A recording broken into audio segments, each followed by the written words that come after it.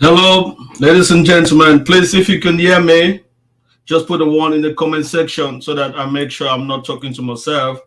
Today, we are going to have a really, really interesting conversation. We have a special guest. Please, before I go on, I just want to make sure I'm not talking to myself. And if you can hear me, please just put a one in the comment section. Thank you. Yeah, welcome, America. And we just have 3 people watching. That is okay. And that is fine. That is fine. Thank you very much. Ladies and gentlemen, today we'll be talking about the Bantu people, the Bantu people of Africa. This has been really, really, I don't know, a really hot topic on the internet. And mind you, when you go on Google and you do a search for Bantu people, the amount of query for that search, it is so much. So therefore, there is something special about this group of people that we don't know.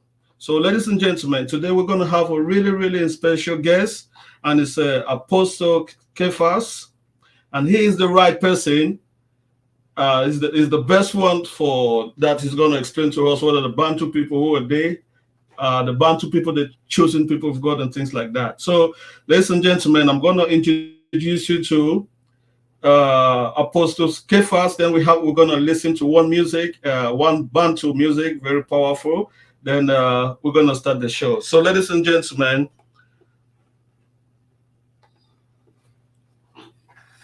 Mbote, hello, Apostle Kefas. No, thanks for coming to the Pan-African Alliance. Mbote Neko Kifaru.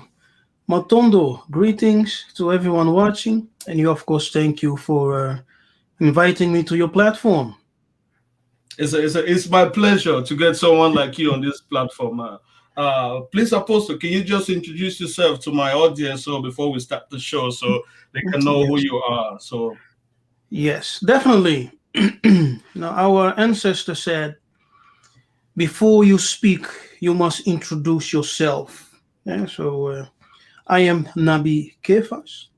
I was born in Banza, Congo, which was the capital of the ancient great kingdom of Congo, actually the great empire of Congo, which the Portuguese, after their arrival and discovering of the kingdom, called the capital Banza, Congo, São Salvador. Now that's Portuguese, and it means the Holy Savior. Now, you must ask some questions. Why did they call Banza, Congo, São Salvador, meaning the Holy Savior? I now live in Europe with my family. I'm an ordained minister, prophetic minister as an apostle, also in the prophetic for many years. I have founded several churches in the Netherlands.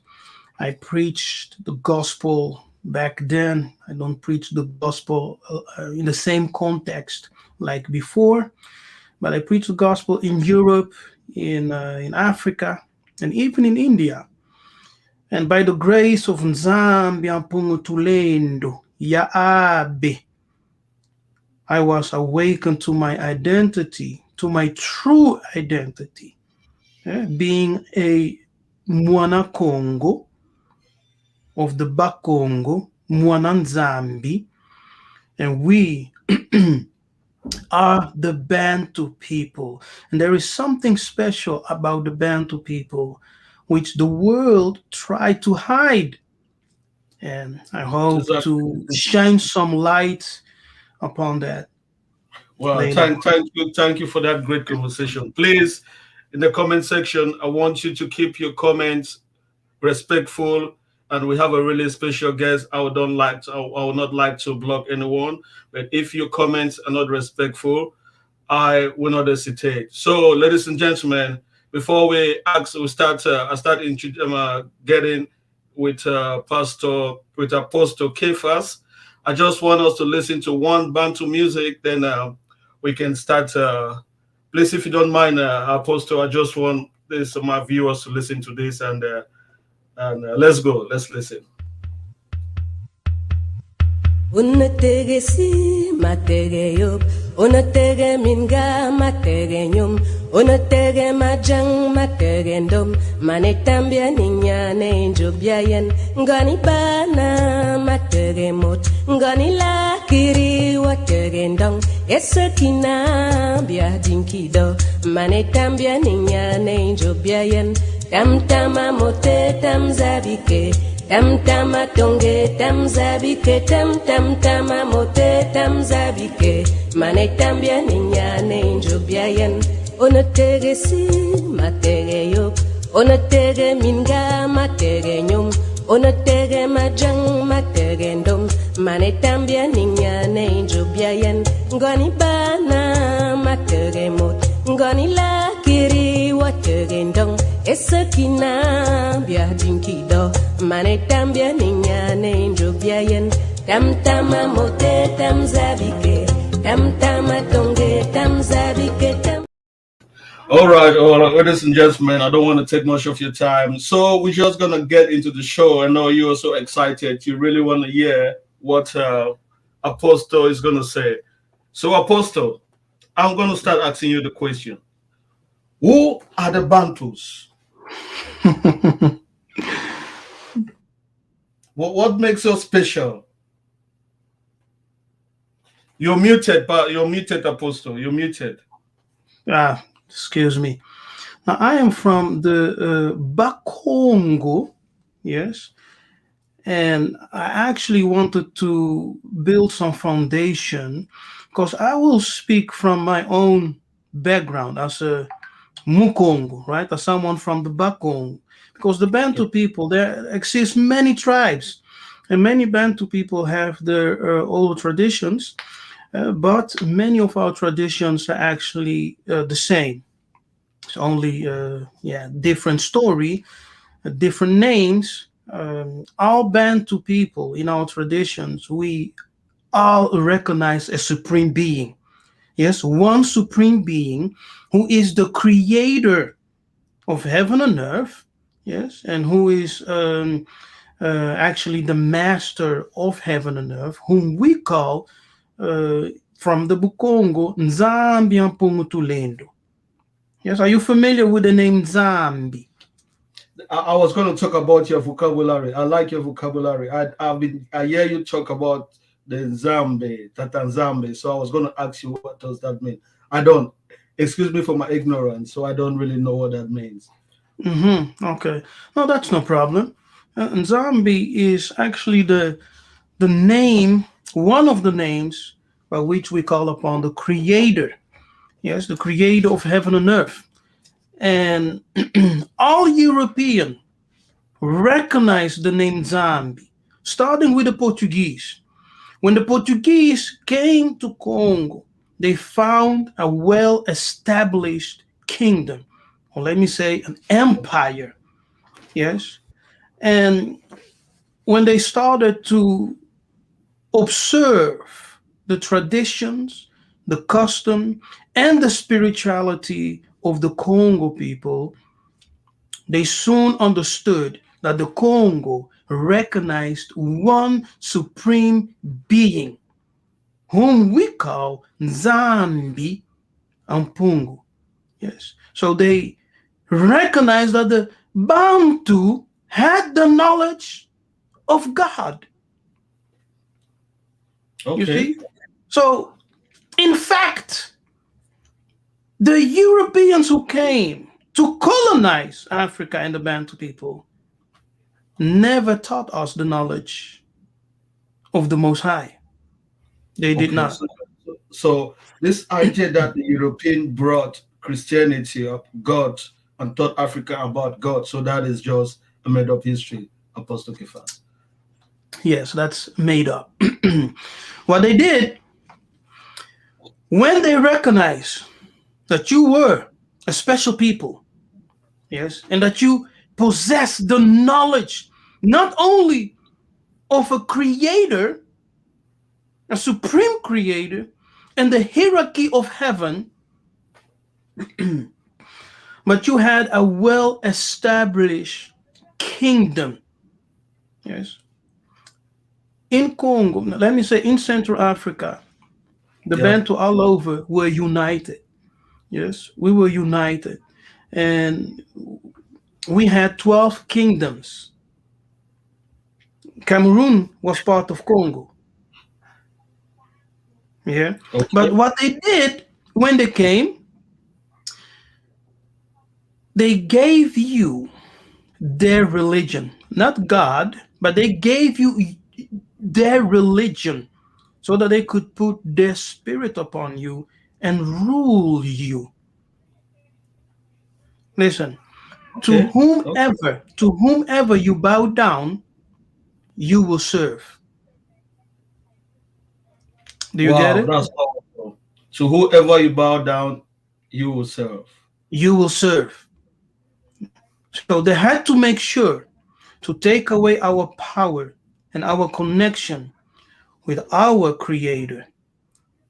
And and they accomplished this by beating and killing and murdering our ancestors through colonization, through slavery. Yes. And as we began to worship them, to worship their religion and the God they presented, that's the moment that they started ruling over the Bantu. And that's also the moment we started to die. So One Apostle, of the when you talk things, about sorry, yeah, sorry. yeah, no, So go when ahead. you talk Ask your about the question. Congo, what is Congo? Is it the country called Congo? Or Congo is an empire, it's not the country. What is Congo? Where is Congo? Okay. Um, Congo is not necessarily the country, but Congo are the people of the Most High. The Bantu people were once united under the name Congo. Yeah, and they are people like King Bugame. You know, he will tell you the story that all Bantu people were united from under the name Congo, and we're also connected with the kingdom of Congo. Okay. So when we say Congo, and when I say you are Congo, I'm not necessarily saying that you come from that kingdom, but I'm saying that we are all connected as Bantu people to Congo. Okay. Okay. That makes sense. That makes Yeah, sense. now let Okay. me say this, from we the Bakongo, in our tradition, we say that we have a divine origin. Why? The first man is called Mahungu. He was a perfect and complete expressed manifestation of the image of the Most High. Yes? And he is our ancestors. So therefore we have a divine origin. And it has nothing to do with the biblical story of God creating Adam in his image. Our ancestors had this story and this tradition long before the European Christians missionaries came to Africa to so-called teach the Negroes the knowledge of God. What do you think it was? Uh, why do you think? I don't know if you're familiar, but Christianity had many similarity with the ancient traditions of the Bantu. Where did that come from? Yeah. I don't know. I'm ignorant about the religion because I'm like an empty vessel, and I want to be filled. Because there's just so much online. I want to know more. Uh, Mm-hmm. facts. Because Okay. as most Africans, we were born in a religion, either as Roman Catholic, Protestant, Islam. So for the most part, that's what we see, and that's the religion you're talking about. You say they brought that, the entrusted Yes. that upon us, and so many of Yes. us we carry that as the religion. So we met with a lot of people are lost. So this new idea of this new Hebrew people is a new thing. So we really need more enlightenment on it. So I know, yeah. Hmm. So Yeah. Yeah. So yeah, there's a lot of ignorance because the Kadiyampemba, as we call them, translated, it means the sons of the devil. Uh, they made sure to remove all knowledge of our ancient traditions as much as possible from the Bantu, so that the generation that will grow and come up will be ignorant of the ways of the ancestors. Yeah. And now many young people are waking up. They're asking questions. Where do exactly. we come from? Yes. What are our ancient traditions? Brother Kifaru, I have some people sending me chats, messages, saying that they cannot participate in the chat. Uh, is there a Ah, limit or something? oh yeah, it's because I turn it to subscribers only. Oh, okay. Subscribers to You the must, channel. yeah, you must be subscribed to the channel before you can pass. So I did that on purpose. So if they hit Okay. the Now, subscribe button after 10 minutes, they will be able mhm. to to comment, just to keep away trolls. You know how YouTube Okay. is. To keep that's a good one. I have to do the same. Yes, yes, yes, yes. Yeah. So Well, if people want to comment, they need to be part of the channel. yes, I have to do the same. So everyone, as you're watching, you want to participate in the conversation, make sure to subscribe to the channel. Yeah, And after exactly. 10 That's simple. minutes, you can join into the conversation here in the That's chat. true. Ingeta. Now, Brother Kifaru, let me just allow me to take some time and to present to you what I had prepared. Okay. Thank you, thank you. Yeah. So It's, that's. I will try to I skip still have a list of skip. question people sent to me. So we. Yeah. Yes, yes, yes. I agree. Yeah, I organize my thoughts to give you a foundation. So Okay. let me start there. I will try to do it as fast as possible, and then we could continue with your questions. All right? All right. Yes, that's fine. Okay. Now, the name Congo is found in the Bible. So that may come as a surprise, but the name Congo is actually in the Bible. If you go and study the Hebrew Strongs, the Hebrew lexicon, and you put in the Hebrew Strong's code H2289, you will get the word in Hebrew, kago. You will also get the Hebrew, kaga. Now, kaga in the Hebrew means to gird and to put on a belt, to gird oneself. And it actually is similar with the Kikongo kanga, which has the same signification, to tie, to put on a belt, to tie a belt, to gird oneself. Yes, so the Hebrew kaga is similar with the Kikongo kanga. And you have the Hebrew kago, to put clothing or to gird oneself, which is Okay. actually the same as kaga, which in Kikongo is Congo. Yeah, so the name Congo derives from the verb in Kikongo Lingala as in biblical Hebrew, kanga, which means to close, yes, to put on the belt. Yeah. And let me jump. When you go to If you Egypt, want, you can share your screen, like, if you want, but if you don't want, that's okay. my screen is a mess. I have like 3 pages open. Okay. Okay. Yeah. I don't know if people will be able to follow because I have like three No, screens. no, it's all right. It's okay. It's Mm, okay. yeah. Now in Egypt, you have this wall, yes, where you see um, Nubian Nubian people pertained, yes, and they have this belt. Let me see if I can find the picture somewhere. No, I don't have the picture, but you see them wearing this belt. That's what we call in Kikongo Kanga, and that's the belt of truth.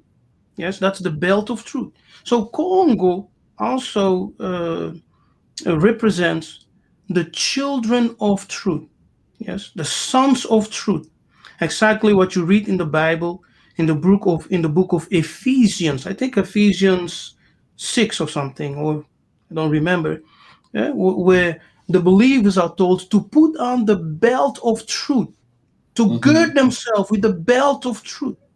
That's the Hebrew kaga, the Congo kanga, which gave us the word Congo for the people who are established in the truth. Okay. Yes, I'm jumping. Now, regard our Bantu migration, yes, we must go back to our elders and our ancestors and ask them this most profound question: where do we come from? And who are our people? Yes. Exactly. Great Yeah. question. So the European have told us their hypothesis about our migration as a Bantu people, saying that we came from the west, from the Niger Congo region. But remember, the one who has traveled the road knows the path behind him. A stranger can only hypothetically assume where you came from. So we must That, not go with the thesis of a stranger, but we must ask our elders and trace our oral tradition by the words and wisdom and history that our elders have to share. Now, some people don't read the Bible, because some people don't believe the Bible, but I have found a lot of Bantu spirituality, Bantu wisdom in the book. Yes. Now, remember that I said that when the Portuguese came, because the Portuguese were the first to come, yes, and the rest followed. Spain followed, French followed, the Dutch followed, the British followed, but the Portuguese were the first to come into Central Africa. When they came, if you read the writings of the travelers like Pigafetta, right, they would tell you that the Bantu people had the knowledge of God, not by the missionaries, because they were not there. mhm. And the spirituality of the Bantu people was even deeper and more profound than the religion of Rome. Okay. You That's great. understand? That So the spirituality of the Bantu people was greater than the religion Mm, in Rome. mhm. Yes, Wow. yes, it was greater. Yeah. Now, we had a king amongst, we had a king of Congo. His name was Zingankuvu. So when the Portuguese came in 1482, they started meeting with the king. And their mission was very clear. Because remember, yeah, I don't know if you know, but let me say this. The Portuguese came to Congo because of the papal mandate, the papal bull of the Pope. It's an official document of the Pope giving them or granting them a certain blessing and authority to go and to evangelize the world. Now, what they call evangelization is actually the murdering of people and the stealing and taking possession of the lands. Yes. Now, in the papal bull, anyone can look this up. Yeah, just type in papal bulls of 1451, and you will see that the first papal bull, I forgot it's in Latin, but it tells you that the Pope gave a edict to the King of Portugal saying, "Go and take possession of the lands, put the people in perpetual slavery, take the kingdoms, seize their riches." You see? And with that mandate, the Portuguese started to come to Central Africa. Now, their mission was never to teach you the knowledge of God. You already possess the knowledge of the Creator. Yes. More profoundly than the European self. That the European himself. But they came to fool you. That's what they did. They fool you. They came as friends. Hello, we come in peace. They came as friends. Wolves in sheep clothing. Exactly. Yeah. So they made friends, they established relationship, and then after that they started to show the real character. But in meanwhile, they were converting the kings, telling them, "We have great technology in Europe." So the kings, the nobles of Congo, were going to Portugal to witness those great technologies and those great, cities that they built. But in truth, those Kadiampemba never built those great cities in Europe and Spain. Because what they didn't tell you, your parents or your ancestors, is that the black people who were ruling Spain or Portugal were the ones responsible for the greatness of Spain or Portugal at that time. Yeah. But they Yeah. fool. Yeah. Apostle, sometimes when people say black people, they reject the fact that these people were Africans. When they say black people, were they Africans or some different group Yes, of I'm people? talking about Africans. Okay. Melanated people. Okay. Melanin dominated people, black people, as we say in Lingala, Muindu. Okay, Muindu.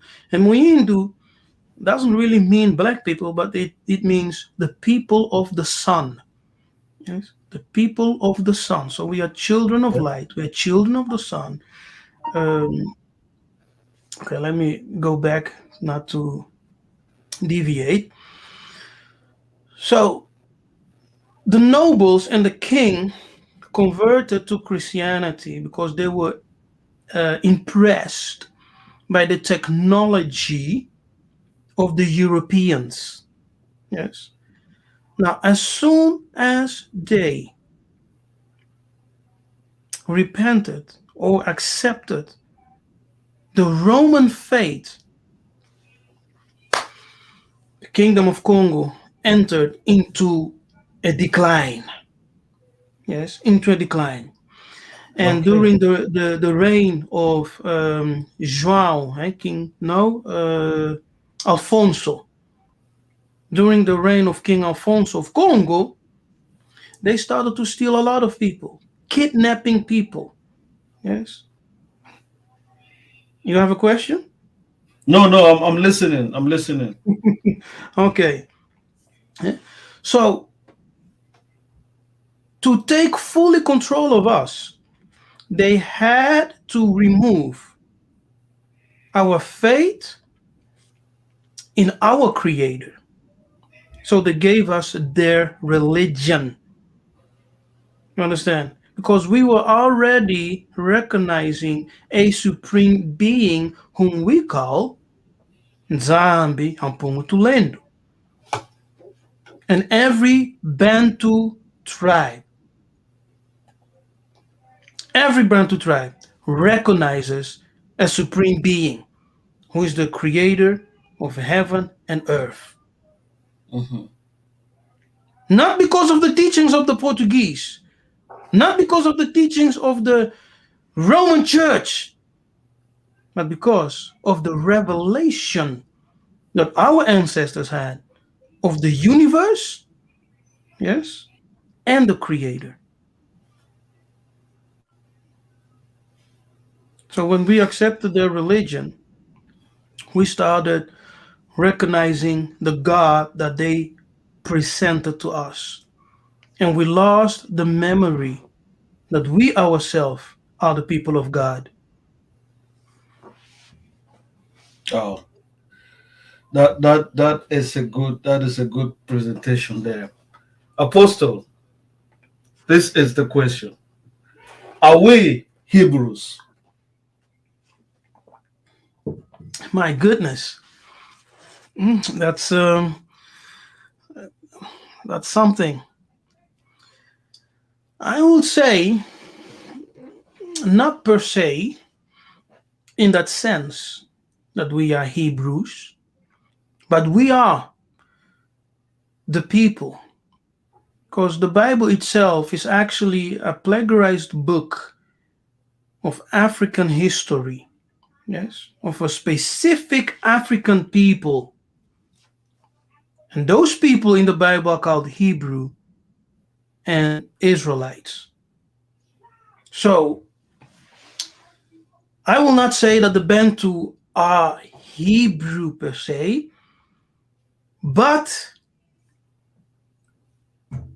those people who are calling themselves Jews today took the identity of an ancient people, yes, who in the Mhm. Bible are called Israelites.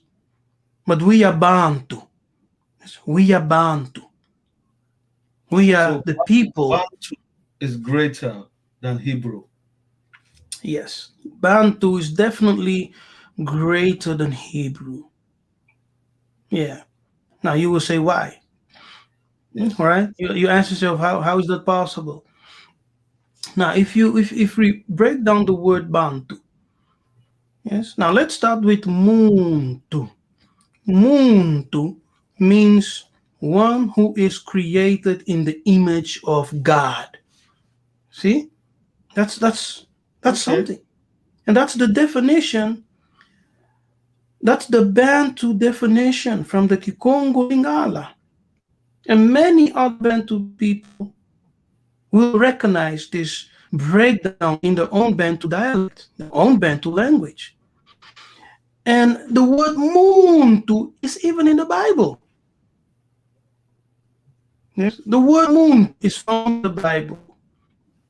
It's the word mut in the Bible. The word mut, which signifies image in the Hebrew. Yes, because there are two Hebrew words that deal with the creation of the first man, which the Bible calls Adam.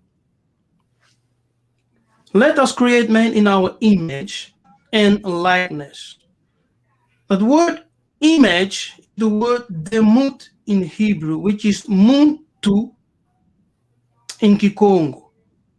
Yes. And muntu means one who is created in the image of God. That's And moon too. one, yes, muntu. Yes, mu is a prefix, right? It denotes one who is. Tu can denote power or the head. Yeah, the head is always a leader. The head is an image of the creator. Yeah, so muntu means one who is the image of God and who possesses authority to lead, to be a leader, to be the custodian of the earth. Because when our ancestor was created, the perfect man, who in the Kikongo is called Mahungu, the complete, perfect image, manifestation of the Creator, he was given three powers, okay? Three powers to Okay. build his nation, to establish his kingdom and civilization. Those three powers were the scientific power, yes, to have knowledge of the world, the metaphysical knowledge, and the knowledge of the earth. Okay. And he was given also political power to rule and to govern his kingdom. Third, he was given a scientific power, yes, to invent, to build technologies. Those are the three powers which he received. And therefore, it's not a surprise to see Africa, if you follow the Nile civilization, because the Nile civilization cannot be divorced with African history, with Bantu history. Yes. Okay. On the Nile civilization, that was the first place where our ancestors came together and built great civilizations using those three powers: the scientific power, the spiritual power, and the political power. And they built great civilizations on the Nile Valley. That was the point. Before we get there, I think there's one question that it came. I think it's from Armika. It asks me, "Are all Africans Bantu?" No, not all Africans are Bantu.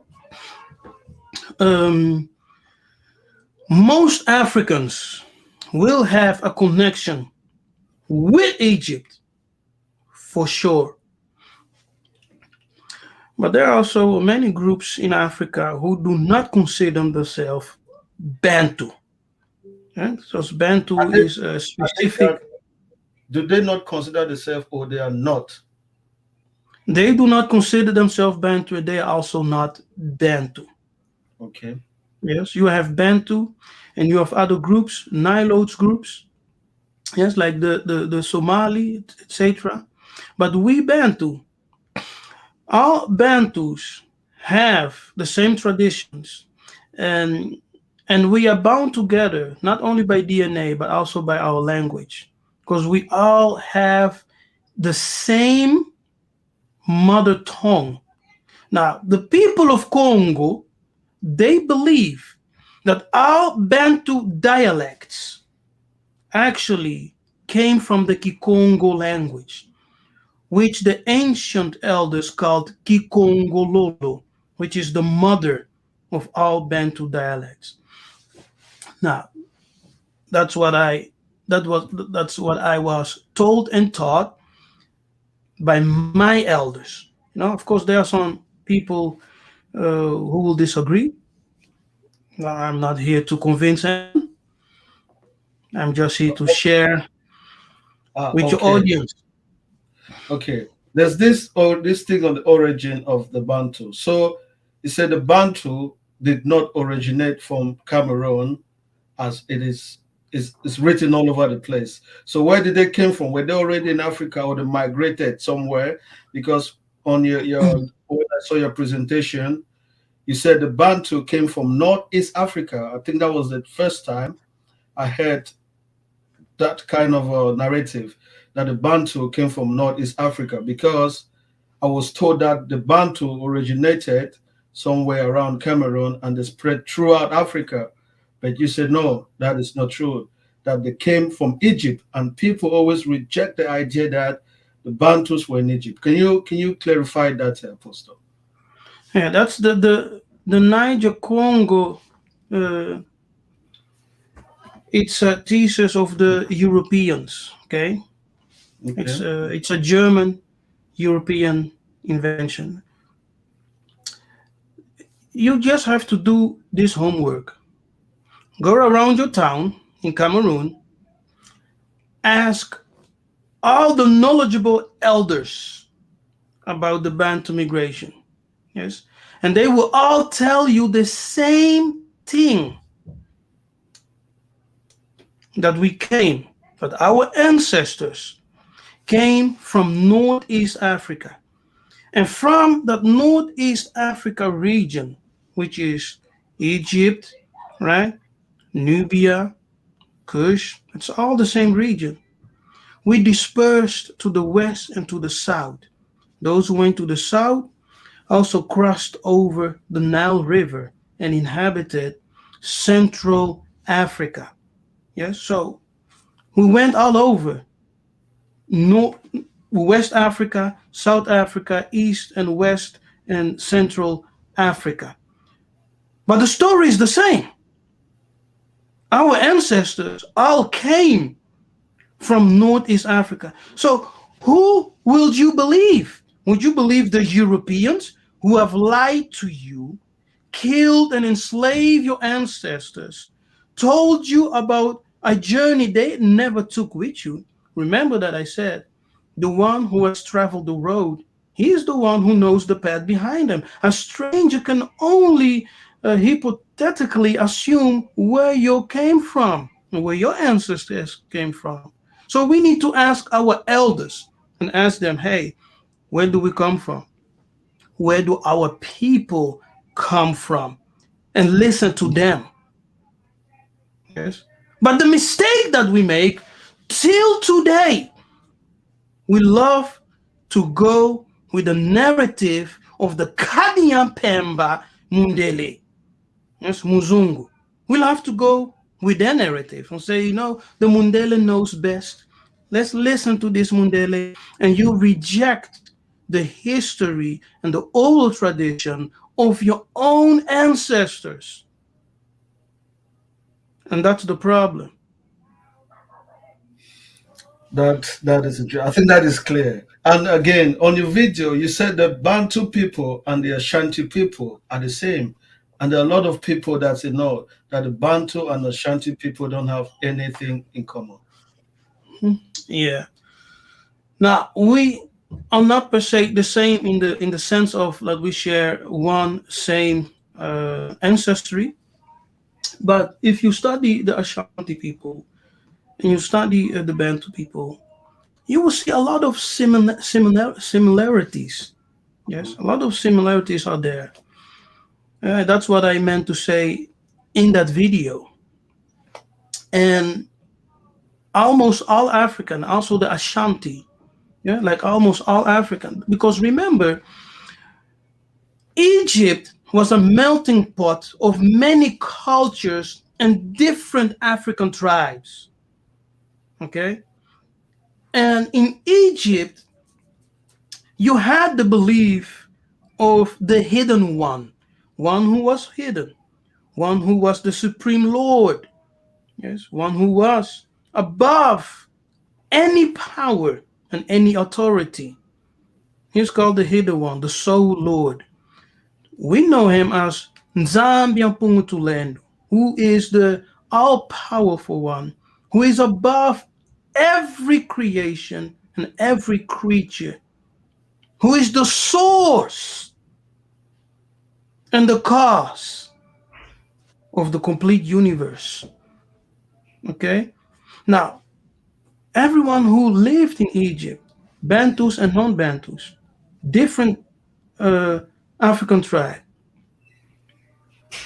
when they dispersed, because Egypt was being invaded by foreign people, right? Foreign people came, the Assyrians came, eventually the Greek came in and the Romans came in, the French, etc. So people were fleeing from Egypt. They were leaving Egypt and migrating to different parts of Africa. But as they were going, they were taking with them the traditions, yes, the traditions of culture that they experienced and lived in Egypt, and they made it their own in the West, in the East, in the South. Okay. So, Apostle, this religion that we had before the European, the Muzungu came, how did we practice that religion? Okay. Now, we, the Bantu people, we recognize the Most High, a supreme being, yes, who is the Lord of heaven and earth, the master of heaven and earth, who created everything. But we also have, how do you say that? Spirits in positions of authority who are set to govern the universe. Okay? So we have lesser being, because in the Bantu spirituality, we have a monotheism, a hierarchical monotheism. That is to say, there is a supreme being who is the cause of everything. Yes? Mm-hmm. And beneath him, we have lesser beings who are set to govern and to order the universe, the metaphysical realm and the spiritual realm. And that hierarchy goes down and down and down and down until it comes to Muntu. Now, Muntu is also a god. Mwananzambi. Yes, you are a god. Okay? Okay. Yes, and in our religion, kings are also considered gods. Remember, even in the Bible, yes, even in the Bible, when Moses went to Egypt to deliver the people, the Bible tells us that the God of the Bible told him, I will make you God before Pharaoh and from the other. Is to say that he elevated Moses in a higher spiritual order and authority. But that is Bantu, because in our tradition, spiritual tradition, a chief is a son of God. A chief is the representation of God. And when a righteous king dies, or a righteous Muntu dies, he enters into the realm of the holy ancestor, is received by the holy ancestors. You understand? And as he is received by the holy ancestors, he will work to help his people who are still alive in the physical realm. Now, when the European came and they witnessed our practice, they thought, hey, these people are worshiping the spirit of the dead. But we don't worship spirits of dead people. We honor our dead, because we know that even though you can die physically, life continues in the beyond. Yes. Yes. We have two villages. We have So the village of the living. is that African spirituality? Yes, of course. This is Okay. African spirituality. So is it not so our we have to practice African spirituality? That is our own regional religion. Why do some people think that is demonic? So maybe we confuse African spirituality and witchcraft or whatever, or is there any difference? Yes, of course there is different. You know, What is the African spirituality? Okay, it's just what you explain about our own methodology about in yeah, Zambia. yes. Um, Everything in the world consists out of a force that drives it. And so everything has a force within itself. That's how the universe is created. In my tradition, coming from the Bakongo, we say that Nzambe is the greatest Nkisi. Nkisi means force, it means power, and it's synonymous with Mpungu. Yes. When we say that Nzambe Mpungu Kisi is synonymous with Mpungu. It denotes force, a spiritual force. So Tatanzambe is the greatest force. So when he created the universe, everything that was created inherited a portion of that force. You understand? Now, we as Muntu, we have the force, the vital force that gives us life in us. So we are beings of force. And we can use different forces that are working in the world, that are present in this cosmos, in the physical and the metaphysical realm. You can, if you have that knowledge, you can use those forces to heal, yes, to solve problems, to invent, create, and you can also use those forces to do evil. And that's what is called witchcraft. Mm. You understand? That makes sense. If I give you a knife, for example, is that knife evil? No. But it depends how you use that knife. You can use the knife to prepare food, but you can also use a knife to hurt someone. Yes? So whatever is in your heart, whatever intention you have, you will manifest. Wow, that is powerful. That's good to know. Again, Apostle, I was watching your documentary. I was listening to what you said. You said something that really caught my attention. You said Congo is the Garden of Eden Mm-hmm. on earth. Mm-hmm. Yes.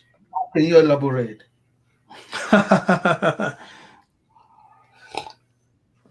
That's a powerful question. Mm-mm-mm-mm.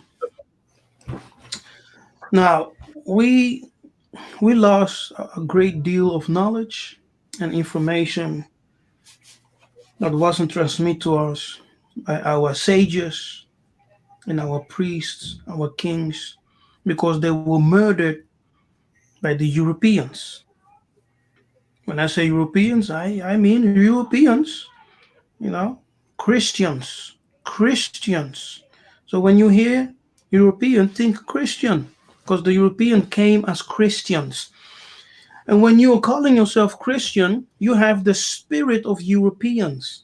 That's why you love Europeans. That's why you always standing to their narratives. Yes, and how they explain things. You say, "Oh, that's right. You nigger, you are wrong, because the white man said this." Congo is the Garden of Eden. Yes. When you go to the Bible in Genesis 2, now Genesis 1 and 2 deals with the beginnings, right? The beginnings of the world. There is this um this method which they call the law of first mention. They say if something is mentioned for the first time, that will function as a foundation on how to interpret the Bible, when the same subject reappear. Now in Genesis 1, we see the creation, the setting of the creation. In Genesis 2, we are told about a garden, that he planted a garden. And we are also told the place of the garden. They say it's in the land of Cush, Ethiopia, right? It's in the land of Cush, Ethiopia. Mm. Now, most of us will go to the internet, type Ethiopia in Google Maps, And when you look at that nation of Ethiopia located near the Horn of Africa, you think, hey, this is Ethiopia. So that must be the Garden of Eden, the ancient Kush. Because Ethiopia is a Greek word. The Hebrew equivalent is Kush. Yes, the Hebrew equivalent of Ethiopia is Kush. But if you look on the internet, you do a Google search of ancient African maps, okay, from the 1500. Okay, all of you can do this search. You just type in ancient map of Africa from the 1500. You will see maps of Africa with Ethiopia in Central Africa. Yes, so Kush, the biblical land of creation, in Central Africa. Yes. Now, when God created Muntu, he placed him in the most fertile land and the most richest of land.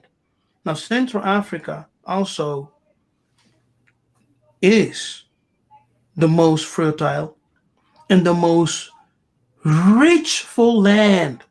It possesses all minerals, gold, diamonds, coltan, oil, you name it. Yeah. So when God told Abraham, I will give you a land of milk and honey. And when he took him outside of his tent, he said, look to the left and look to the right, to the east. All this huge space of land. Huge. He didn't say tiny. Huge space of land I will give to you and your descendants. Now, that is not the so-called Israel, because Israel is very small. Yes, even if you take from the border until the recognized Euphrates River, it's still small. He said, I will give you this huge land. And so we have Cush mentioned in Genesis 2. And in the Hebrew, the word Gan is used, which is translated as garden. But that same word Gan is also found in Bantu. Yes, because in the Congo, we will say Ganu. Ganu. Gan. In Hebrew, Ganu in Kikongo. It has the same signification. A garden. Yes, a fenced garden. A hidden place. Like even what's this word? Ungola. I think in it also means like a fence. Is there a similarity as well? Come again? Angola. No, that's quite different. Okay. Sorry for this cutting you short. Yeah, just continue. Okay. Wow, that's good. So actually the position of Ethiopia is what is is that's the misinterpretation. Ethiopia, ancient Ethiopia was always called Abyssinia. Yes, and if you do a Google search for ancient map, you will always see Abyssinia.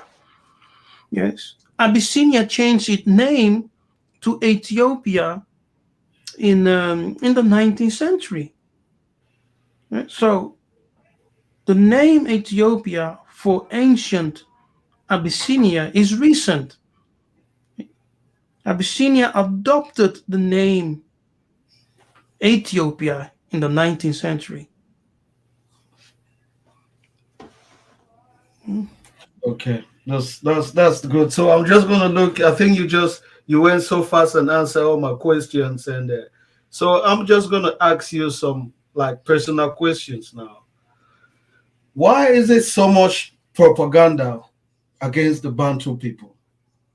It's like there's a propaganda, like they try from my own perspective, like the whole world is trying to demonize the Bantu people. Why do you think there's that fight?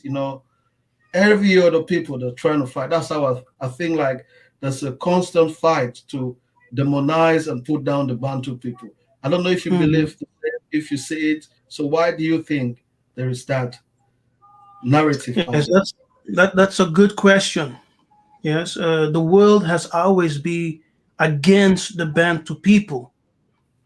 Why?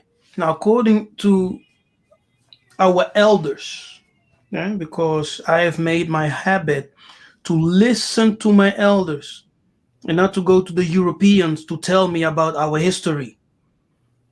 Okay. Now, according to the elders that I've listened to, that I've gave my attention and ear, they say that we, the Bantu people, we have a divine origin.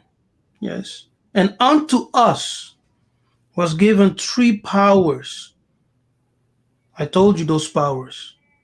The scientific power, yes, to develop techniques and technologies. The political power to know how to govern and to govern kingdoms, nations, empires. And we were also given the spiritual power to possess knowledge of the cosmos. Yes, the knowledge of the stars, the spiritual knowledge of the metaphysical realms.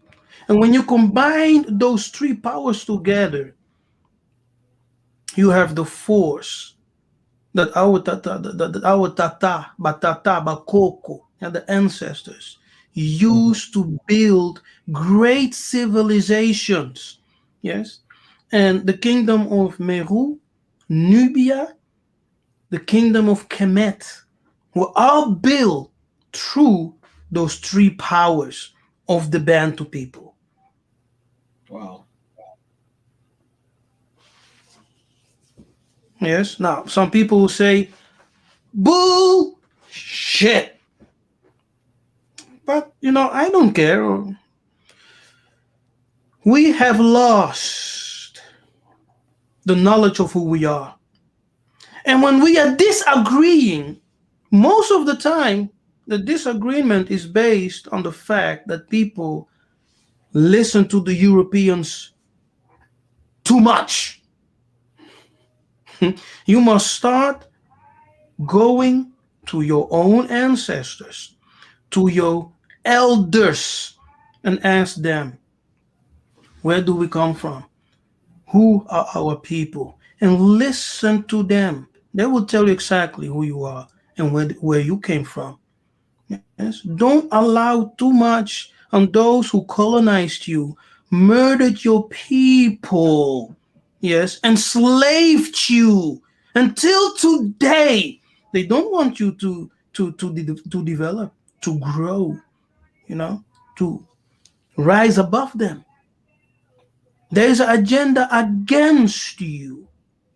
In 1884, the European nations came together in the so-called Berlin Congo Conference. Now, why didn't they call their conference African Conference, right? Or Mhm. Conference for Africa? And anyone can look this up. I'm not, the information is there. But they call it the Berlin Congo Conference. Okay. The agenda was divide Congo. Now, if Congo is just one small piece of land, how can all of them divide Congo? But Congo was the whole of Central Africa and West Africa, South Africa, all of that.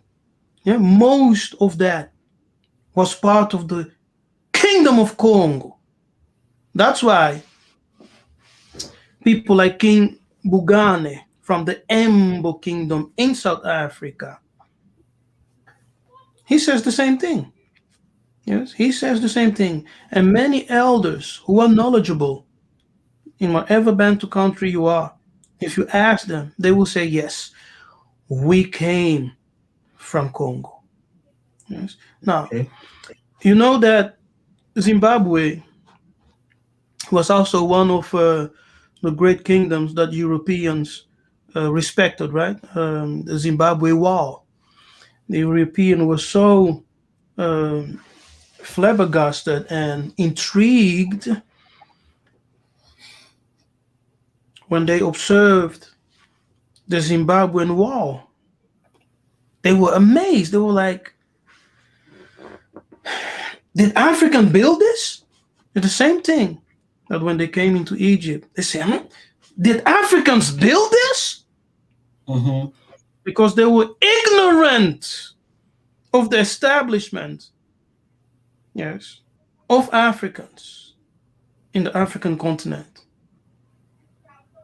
They forgot the writings of their own ancestors who came into Egypt, yes, before them. I'm talking about the Grecians.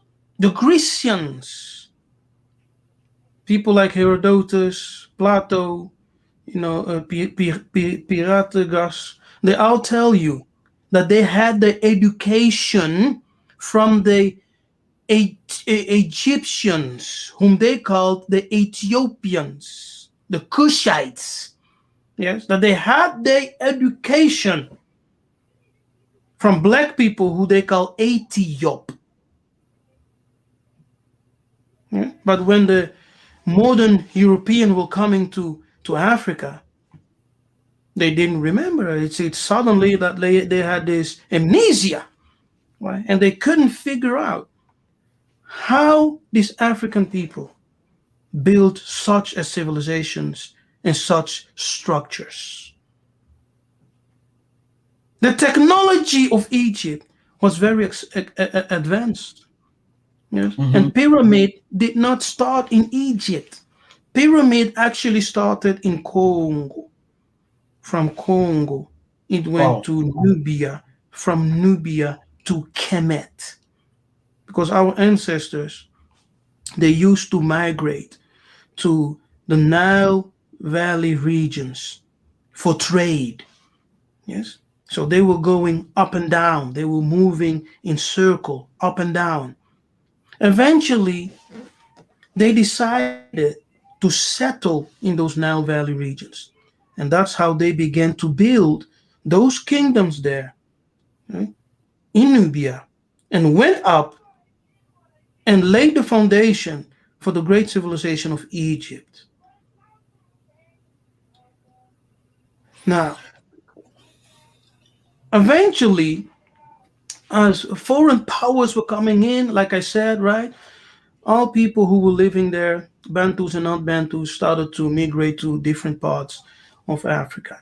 Now, from my side, yes, maybe it's different for you, but from my side, our ancestors said that we, the Congo people, we came down from Egypt to Nubia to a place called Zimba, yes, where we built a kingdom. The kingdom was called Congo Diantuku, which was the kingdom before the Empire of Congo, which had its capital in Banza, Congo. That place, Congo Diantuku, was known as Zimba, which means establishment. Yes, establishment. Now, Zimba is nowadays Zimbabwe. Yes. So when you have people like the Lemba Jews of South Africa, you know, who say that they build the kingdom of Zimbabwe, they actually forget that we are the same people. Yes, we are the same people. because the Congo people know that that place was called Zimba, that our ancestors built the kingdom of Zimbabwe, which was called Congo Diantuku, before they crossed and built Congo Diantotila, which is capital Mbanza, Congo. And I was born in Mbanza, Congo. Yes. Okay. My father was born in Mbanza, Congo. My ancestors are from Mbanza, Congo. That's why I am a Mukongo of the Bakongo.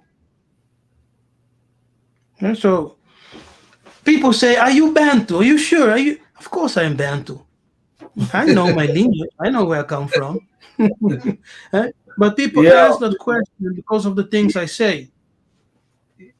yeah, this Bantu thing is always, I just know it's so powerful, but as you said, we've somehow lost our lineage due to the Muzungu, and there's a lot of Muzungu, like, what's it called, like the changed history, as you explained already, the reason they're doing that, because they know we've got so much power, and that makes so much sense now.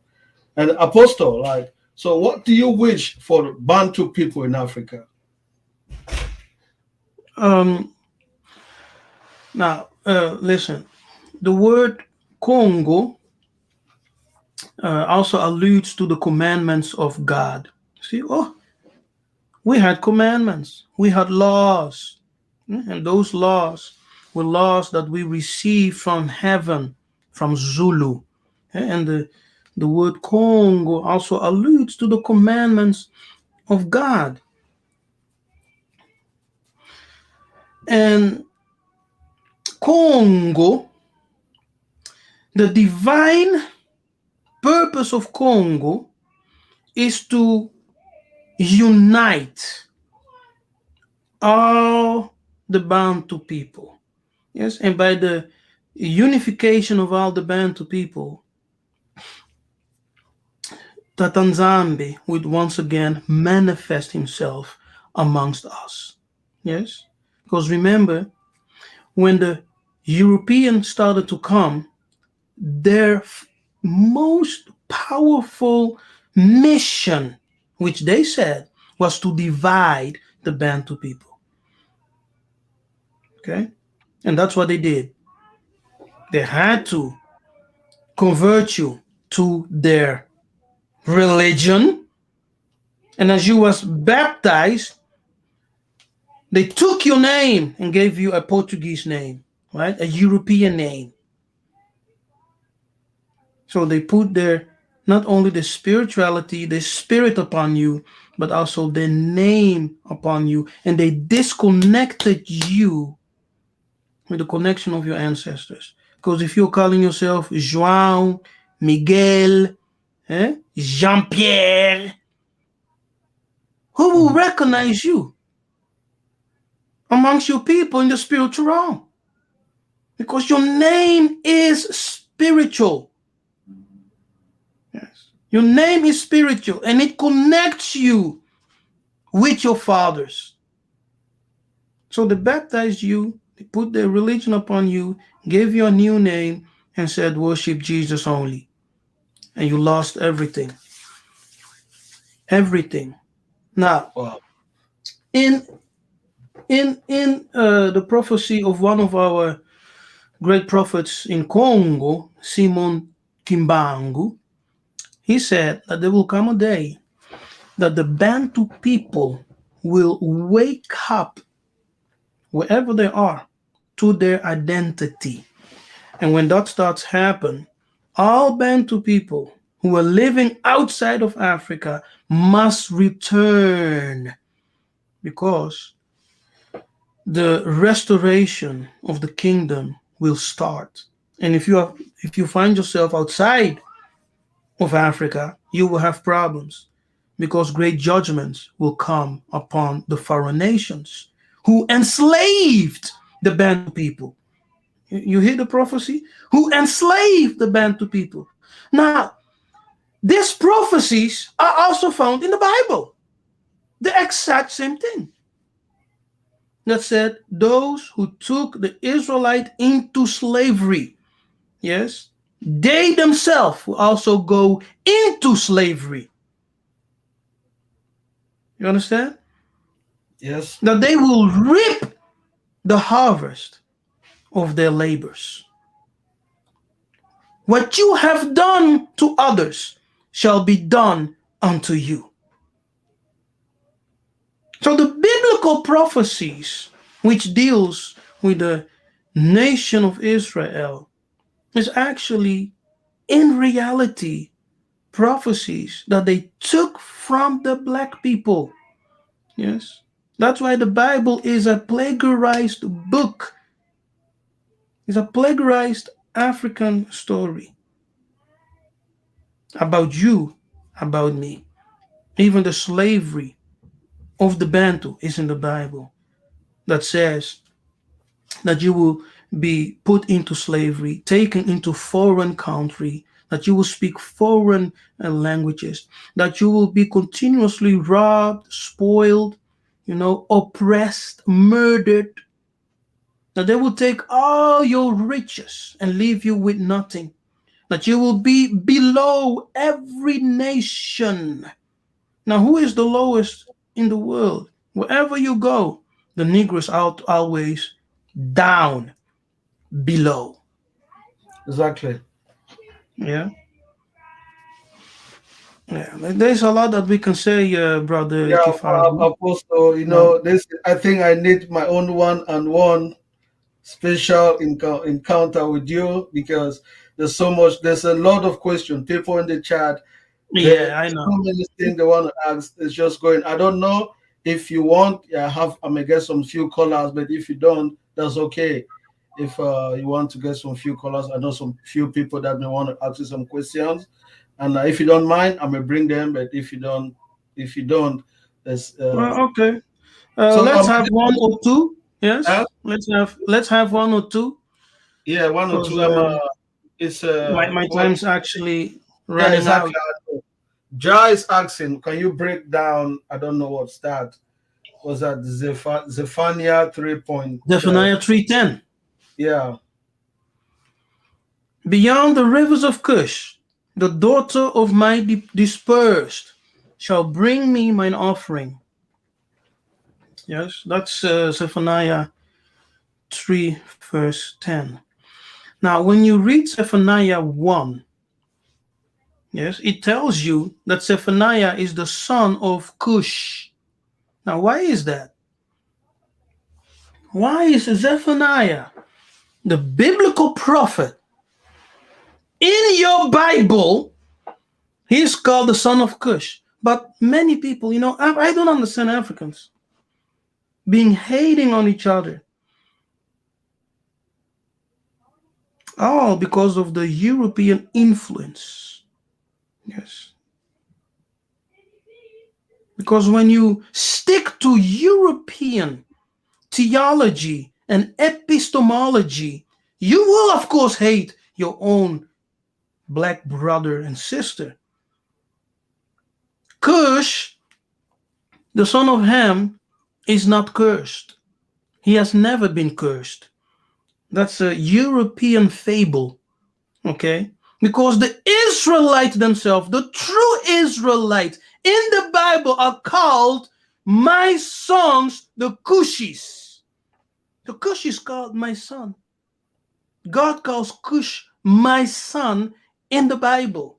Now, when it says in Zephaniah, first you need to understand Zephaniah deals with the hidden people, and Cush represents God hidden in Africa.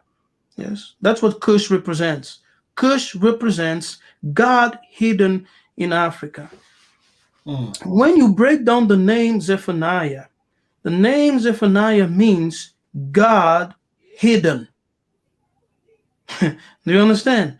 God hidden. So Zephaniah, the prophet Zephaniah, deals with the hidden people of God in Kush. Yes. In Kush. And I know that this, for many people, may be difficult to understand because the Europeans have taught you and have indoctrinated you through their theologies and, school of theologies, the epistemology, that Ham, Cush, everything Hamite is a curse. So Africa is a curse. Yeah? Africa is a curse? Really? How can Africa be a curse? Every nation wants a piece of Africa, but you are telling me that Africa is cursed. You must be insane. You must be crazy. The only people who believe this are Africans. You believe that your own country, your own greatest continent on the earth, where you are sitting on, is cursed. You must be insane. You have lost your mind. Africa is the most richest continent. When something is the most valuable thing, to whom will you give it? When you have this huge diamond, to whom will you give it?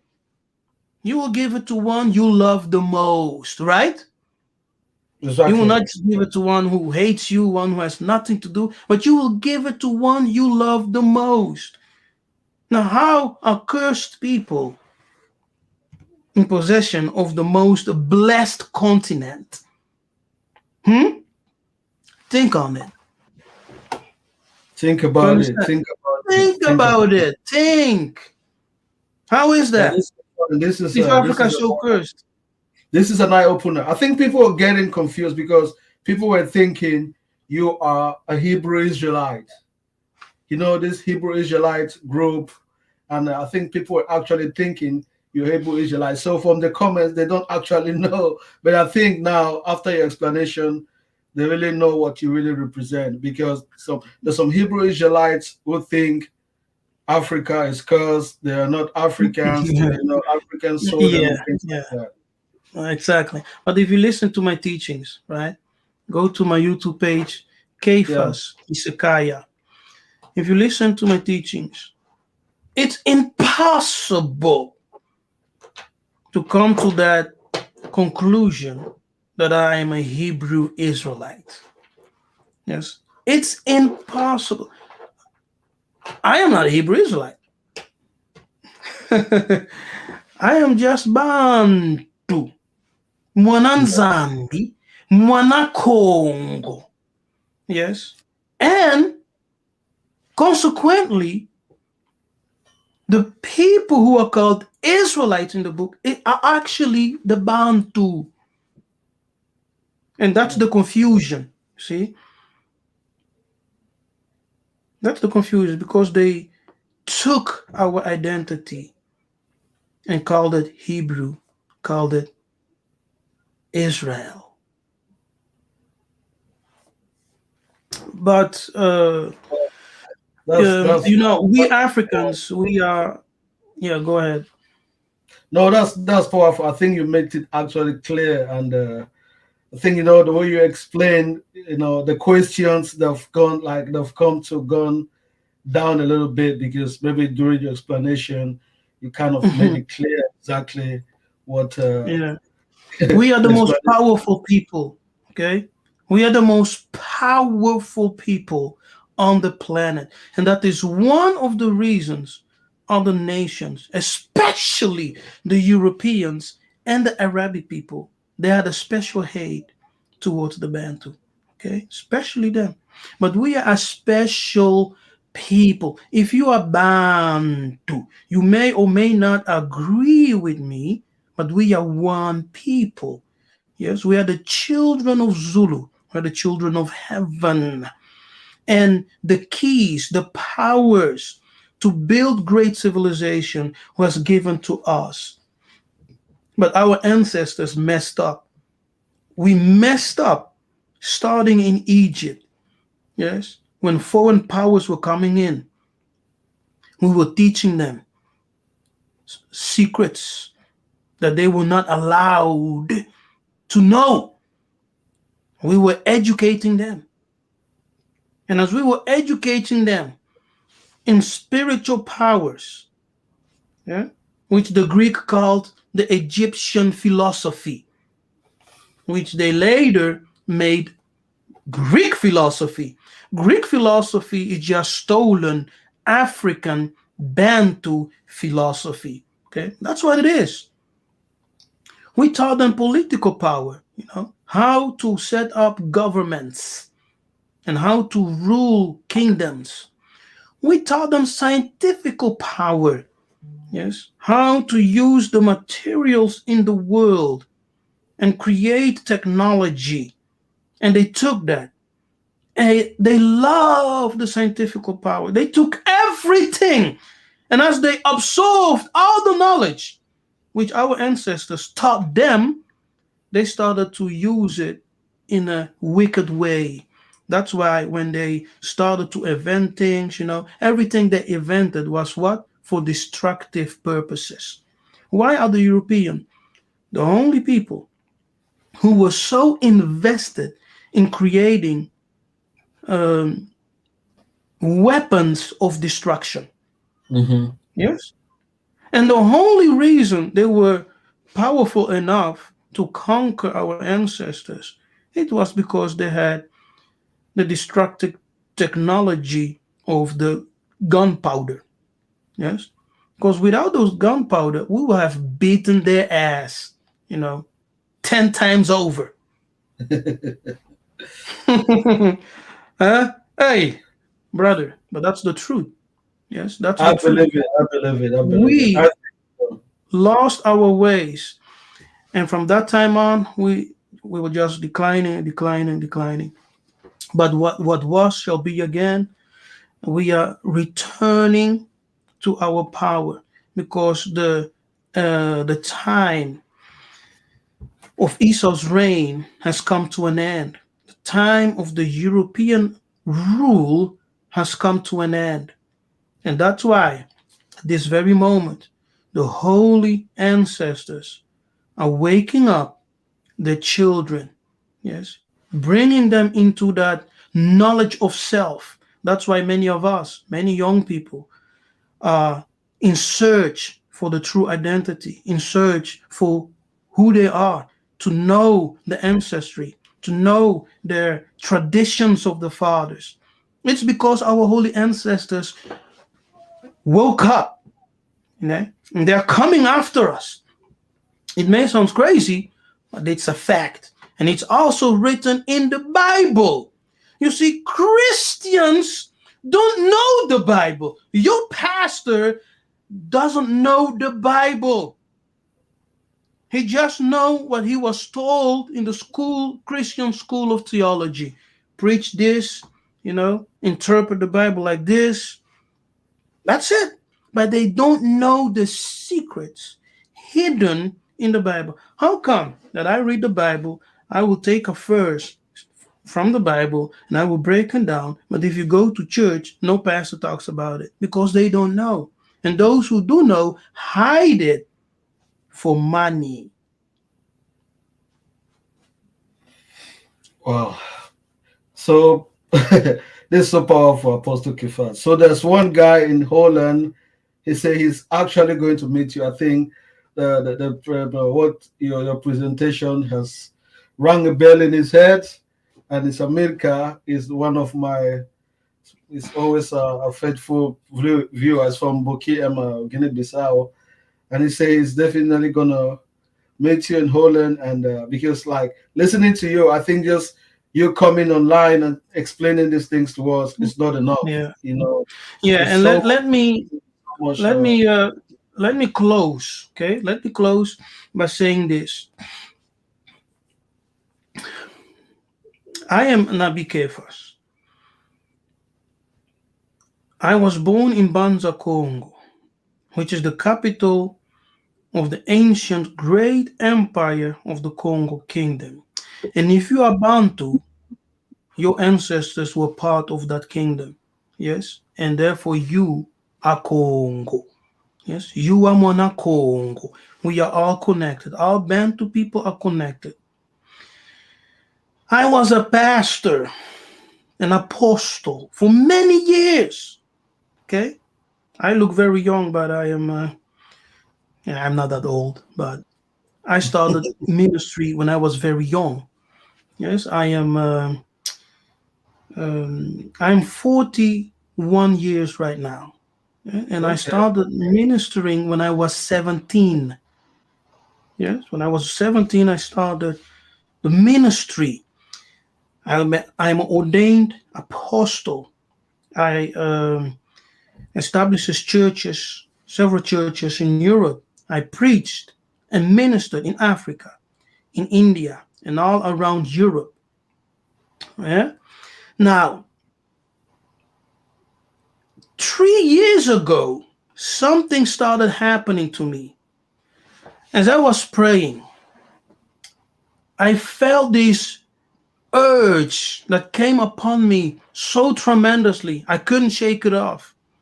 Yes. And it compelled me to start praying very loudly. And I was calling out forgiveness for the sins of my ancestors. So I started calling out, God of heaven, God of heaven, forgive my ancestors for the sins that they have committed by turning their backs from you. And I started crying out, crying out. And when I came to myself, I was surprised. I said, my goodness, what is this? What is happening to me? And being a Christian, I got a little bit scared. I was like, it is strange. But that feeling sticked with me, right? So I couldn't shake it off. So every night I would pray and I would just repeat those words. Then suddenly I heard this voice. Yes, I heard a voice of a powerful being that said, it is done. Your ancestors are released. Your ancestors are free. It is done. You can stop pray in this manner. I was blown away. I was like, wow, what the heck is going on here? Yes, what is this? And from that time on, my brother, I started to get visitations. Okay? Angels would come, they will show me the history of our people. And in particular, I remember one vision where an angel came. He was tall, big guy. He took me to Egypt. He took me to Egypt. I'm telling you the truth. You can believe me or not. It's up to you. What did he show you? What did he tell you when he took you to Egypt? I want to know. So, King this angel, Genocide, just wait. Have you got a question you want to ask King Genocide? Because the now let me pastor. finish this first, No, okay? no, finish. Otherwise, Keep it. because I just want to close with this testimony to give you some foundation from where I'm coming from. Yes, and why I say the things I say. So this angel took me to Egypt and he started telling me the story. And to Kama. Kama is we were standing in Upper Egypt. I said Upper Egypt. The whole region of Nubia and what we now call Egypt, right? That whole region was the domain of Bantu. Yes. Now he took me there. It was near. We were looking to the east side as if you want to cross the Nile and to enter into the region what they call today Middle East or Israel, right? So we were looking to that region, and the angel said, your ancestors were living here in Egypt. Yes. But one day they were there. across this river in that land called the Middle East today. Yeah, he didn't say Middle East, but he was pointing to that location. And in my spirit, I knew, okay, but that's the so-called land of the state of Israel. He said, yes. They lived there for a while. They came and settled in Egypt because remember, we were going all over Africa. And that place, what they call Middle East, was actually part of Africa. And it sits on the African tectonic plate. Okay, so it's part of the African continent, the so-called state of Israel. It's actually Northeast Africa. And he told me, your ancestors were here. They lived here in Egypt for a long time. Then they went down to Nubia.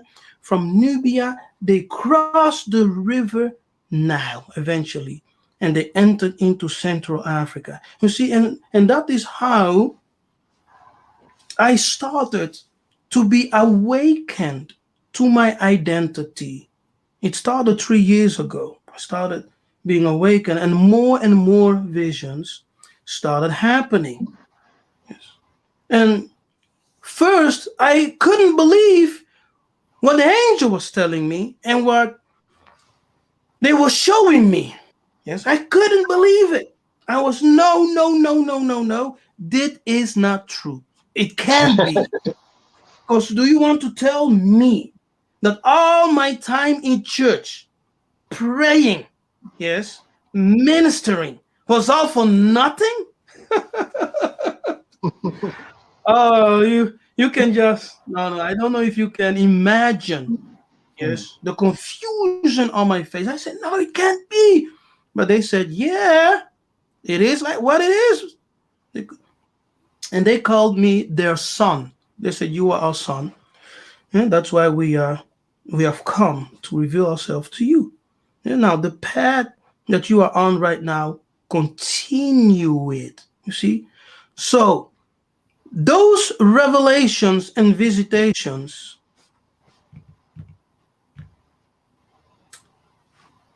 I wanted to know if they were true. So I started to do a lot of research.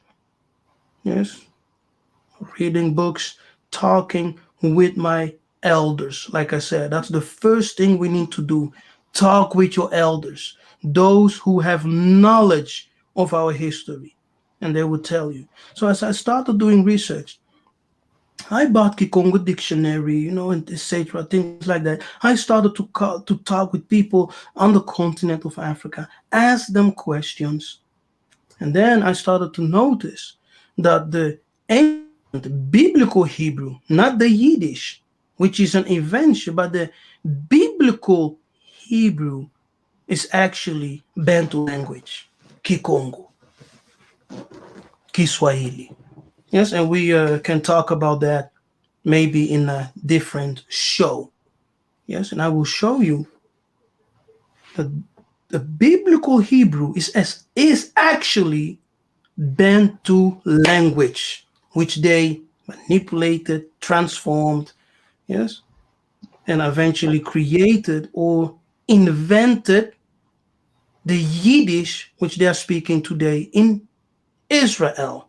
But there's a difference between the biblical Hebrew and Yiddish, because the biblical Hebrew is 100% coming from the Bantu, but the Yiddish, which they invented, is a mixture of Slavic tongues and Germanic tongues and Bantu dialects.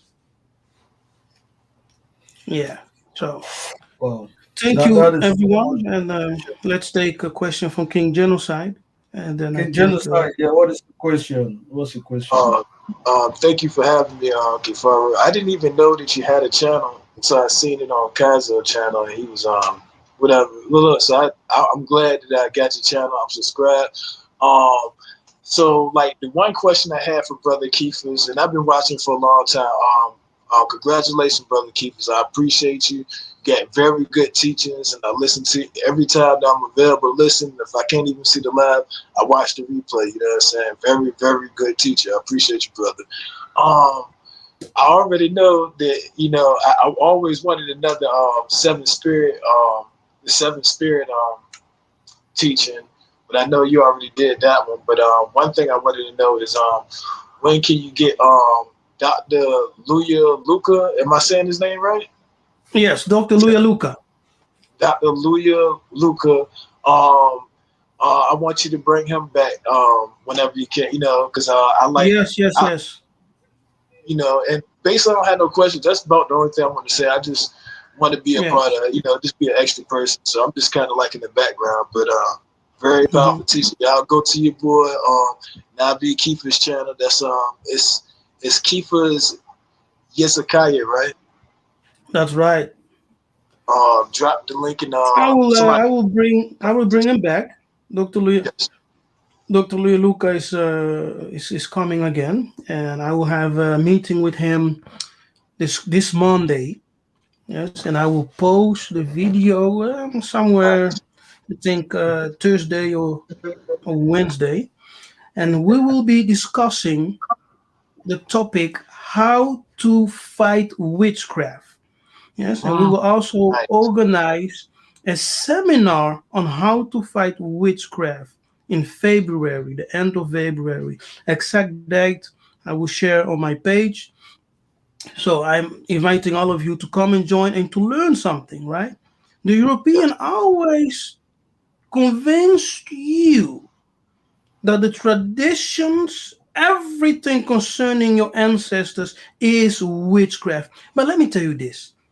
When in history did our ancestors go to their nations to burn their people, to rape their women, yes, to enslave them, to steal everything they had, to put them in perpetual slavery, and then to colonize them, right? Where in history did we do that to them? But they will come and tell your ancestors are demons. Yes. If someone is demonic possessed, he will manifest it by their deeds. Now, look what they have done. Look what they have done, what their ancestors have done. Now, they had to be demonic possessed. They had to be. For Yeah, all of that's you, that's on the side. my Thank you for goodness. coming. So I'll take you Mm. out and bring to Nigeria. So yeah, to Nigeria. Thanks for coming. So what's your question to the apostle? Um, yeah, greetings. Thanks for having me on, Kifaru, and greetings to the guests, Nkosi, Ntoma, Nabi. Um, I have two questions, I think. First of all, I'm a bit curious when we say that our people are from somewhere in the Middle East or North Africa, how a people can completely forget their history while they are still standing on the land of their ancestors. Because the Jews, 2,000 years ago, they were expelled from Jerusalem and they never forgot until now. And some of the passages you read describing our history could also be attributed to the Jews, and which they claim to be their history. And the reason why I ask this question, because I don't want our people to feel misled or be misled by things or by ideas that are not based on solid evidence, just conjecture. That's one question. And Mhm. secondly, um, in terms of the way we approach this type of topics, in terms of the Niger Congo, I like to call them the Niger Congo because Kefar would like to think that Bantus are only, from Cameroon and down. So I like to call them Niger Congo population, and we are generally the majority on the continent. I agree that we need to work together. Do you have any suggestion for the best way to bring the entire family together so that they can be able to build a strong Africa? Mhm. Yeah, yeah, yeah. Now, the suggestion, first of all, is this: we must reject foreign religions. That's one. Yes. Because when the European came, they did not convince us to accept Christianity. Yeah? We didn't do that voluntarily, but they used the whip. Do you know what King Leopold said? He said, convert them by the sword and the whip. That's what they did.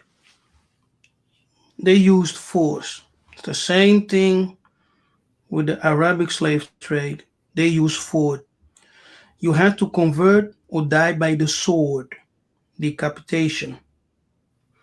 Those foreign religions made us strangers from each other because one became Muslim, the other became Christian, and then another became Catholic, Protestant, you know, what, etc., etc.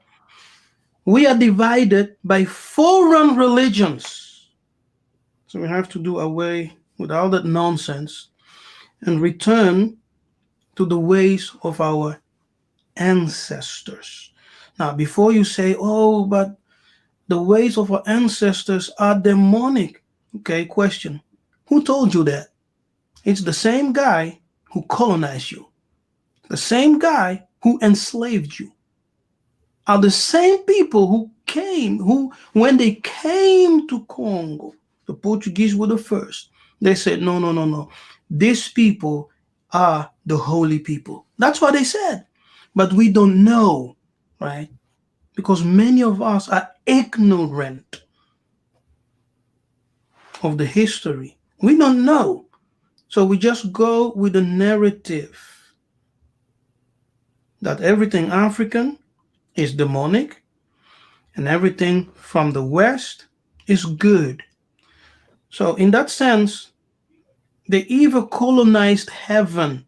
Because when you imagine heaven, when you imagine angels or things like that, you imagine them as being Europeans.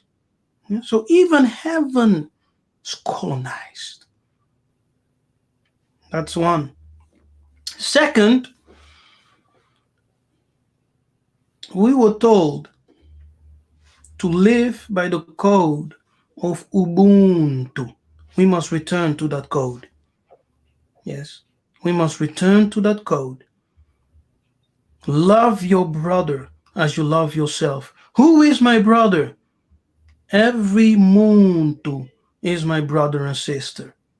Every Bantu, wherever they are found, are my brothers and sister.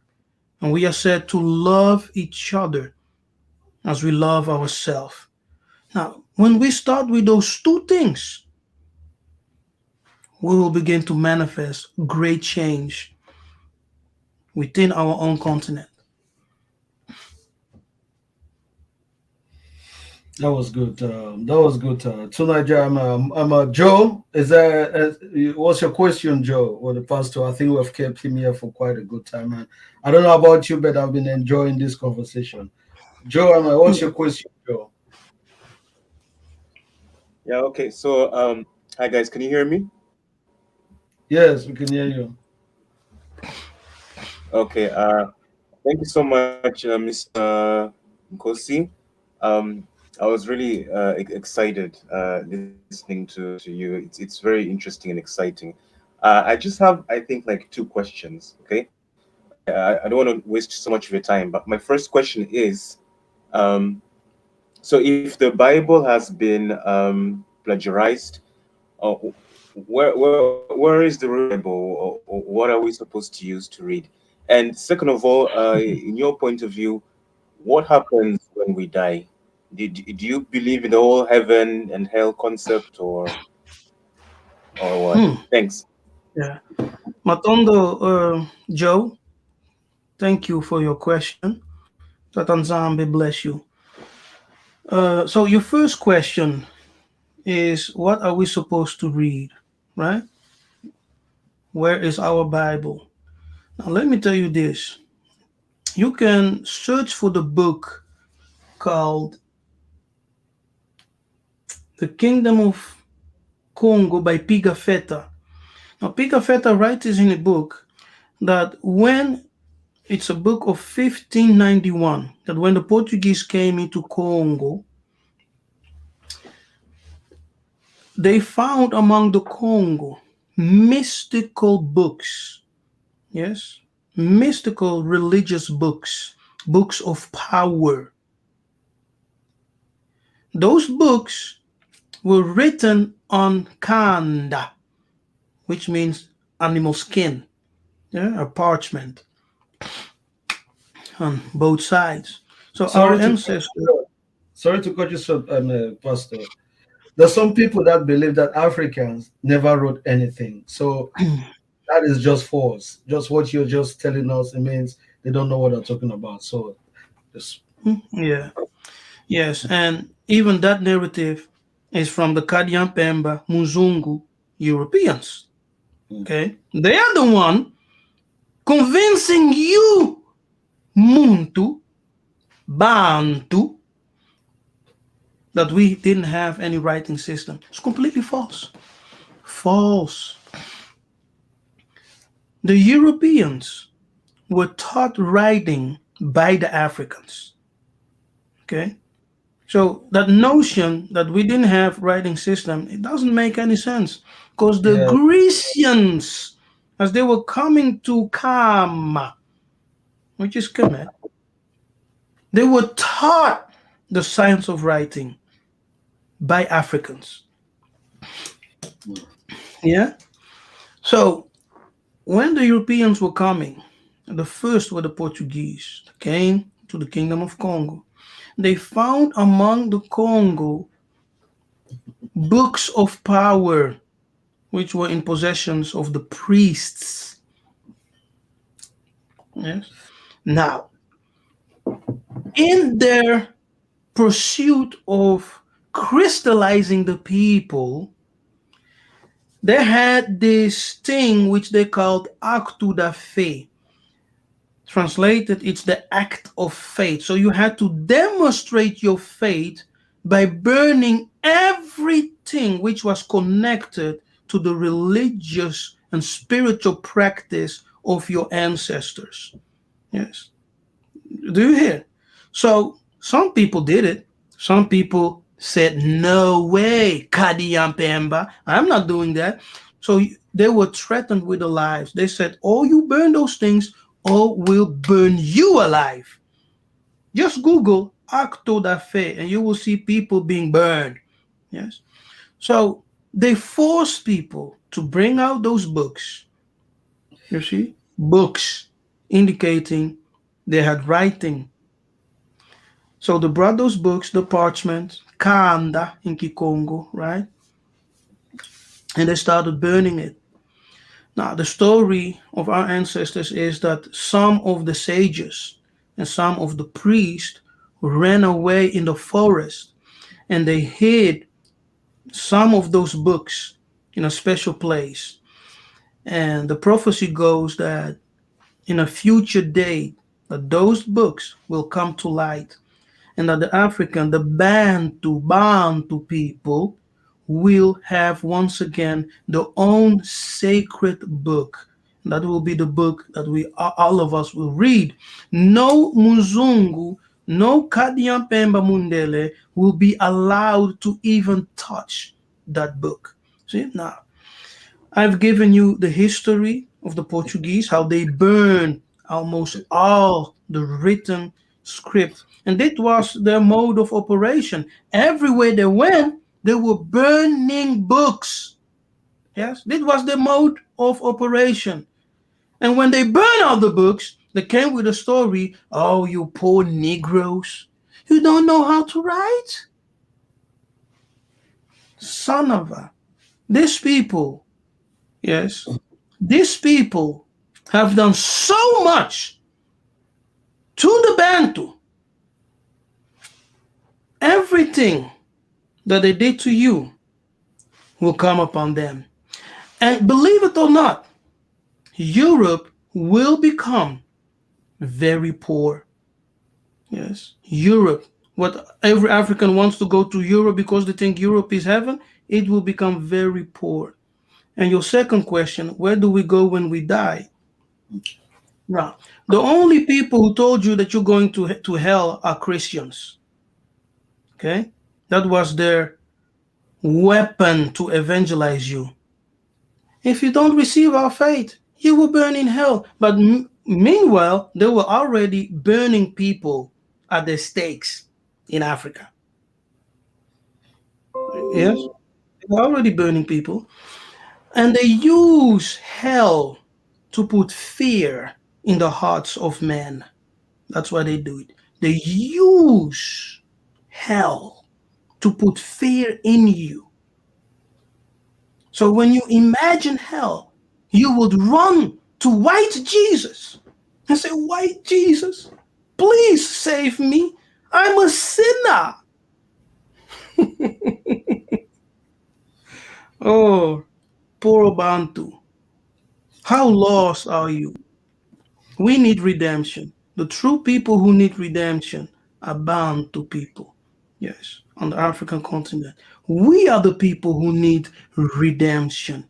Now, we must ask our ancestors, Coco, Tata, where do we go when we die? We know what the Europeans said, the Christians said, but let's ask our elders, our Coco, Batata, where do we go when we die? Our ancestors said, Muntu, you must live a righteous life.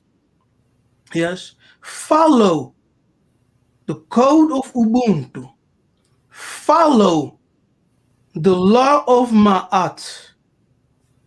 And when you live a righteous life and you die, you will be received in the village of the ancestors.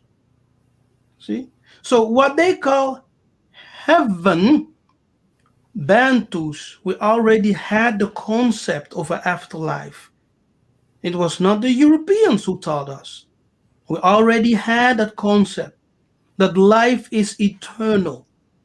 As you are born, you grow, you live, you age, you die, and you are born again in the metaphysical realm as you are received by your ancestors.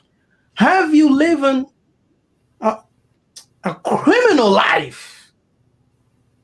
As you die and are reborn in the world, in the beyond, it will be difficult for you to be received by the ancestors because you are full of stench and you are full of a heavy heart, which is a heart loaded with unrighteousness and wicked deeds.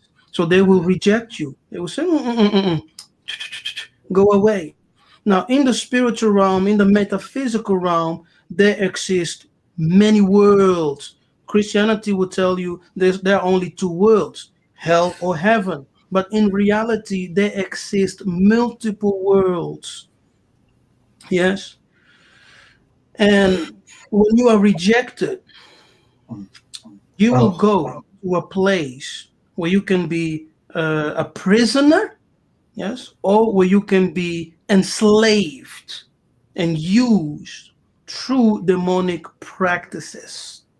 Now, that's maybe too deep for someone, but that's my answer. Yeah. So you have to live a righteous life. And the first law is this is Ubuntu law, this is Bantu law. It has nothing to do with Christianity. And the laws of our ancestors is love your brother as you love yourself. Do unto others as you want them to do unto you. Yes, that's a Bantu principle, not Christian. Yes. Now you can think for, oh, wait a minute. No, that's the Bible. The Bible is not African. Yeah, I agree.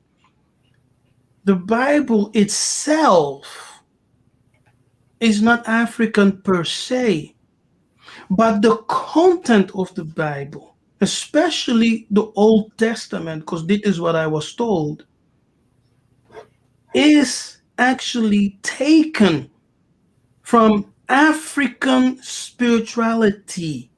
and philosophy, yes, and prophecies of the Africans. They took it and they created the Bible as we know it. And this all started in Egypt, right? When the Grecians were coming in and conquering Kemet, Kama, and writing manuscripts, etc. They were copying Bantu scrolls in Egypt. Yes, they were copying Bantu scroll in Egypt. Yes, I think your question is answered. Yeah, I think that was a great question. I just want to ask you my own question, Apostle. This is a Yeah. Pan African channel, and your Hmm. contribution great. I'm not gonna lie, the number of people that have come today, I've never seen this. We are still a small channel, we're growing, and that's the whole chance to you. So, what do you think about Pan Africanism? It's good. It's great. I am pro Africa. Yes, I am pro Africa. 100%. Africa is the greatest continent. Yes, there's a reason why every nation in the world wants a piece of Africa. But you yourself want to get out of Africa. Yes, go to heaven, right? United States of America, Europe, etc. Things like that. But Africa is the future. Africa is the future. And Can I ask another question? Because regarding my initial question, I did ask about whether there is any evidence for suggesting that we are in any way linked to the Abrahamic religion group in any way. And mhm. also, in terms of Africa being the future, is there any credible aspect that we think we have today that we didn't have 60 years ago? What makes you think all the gains we have made up till now cannot be reversed? Is there anything assuring you of that? Yeah, evidence. Yes, there are evidences. There's a lot written. For example, in Congo, you have the Lovo motif caves. In those caves, they found in the cave of Congo, they found 17 symbols written in the caves of Congo, identical with the Paleo Hebrew script, which is very close with the Egyptian hieroglyphs. And they found it in Congo. Now, no Jews were ever there because those people you are calling Jews today, 99% of them are actually Khazarians, yes, from the ancient kingdom of Khazar. Now, I will not explain it.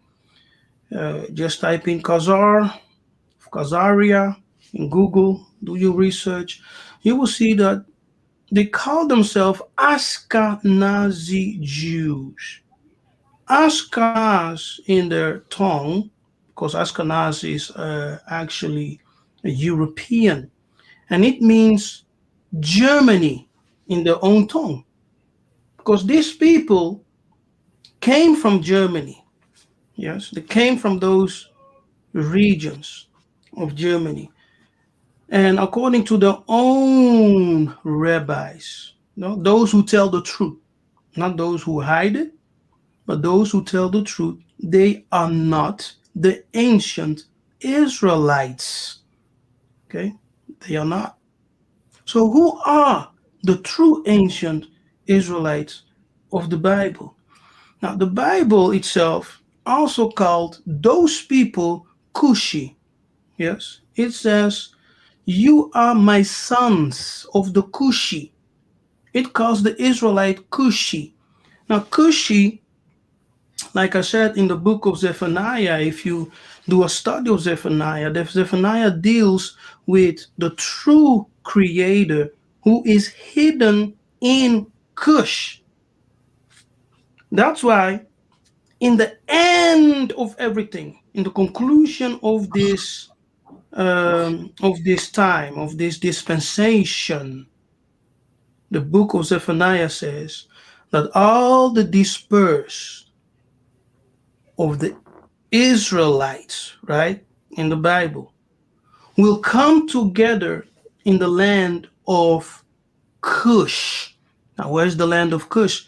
It is not in the so-called state of Israel. It is not, but it is in Africa.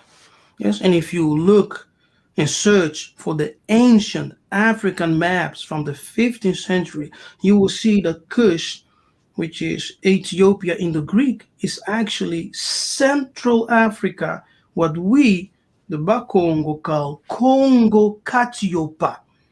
Kati Katiopa. Kati Kati in Bantu means in the middle, in the center, in many Bantu languages. Kati means center or middle.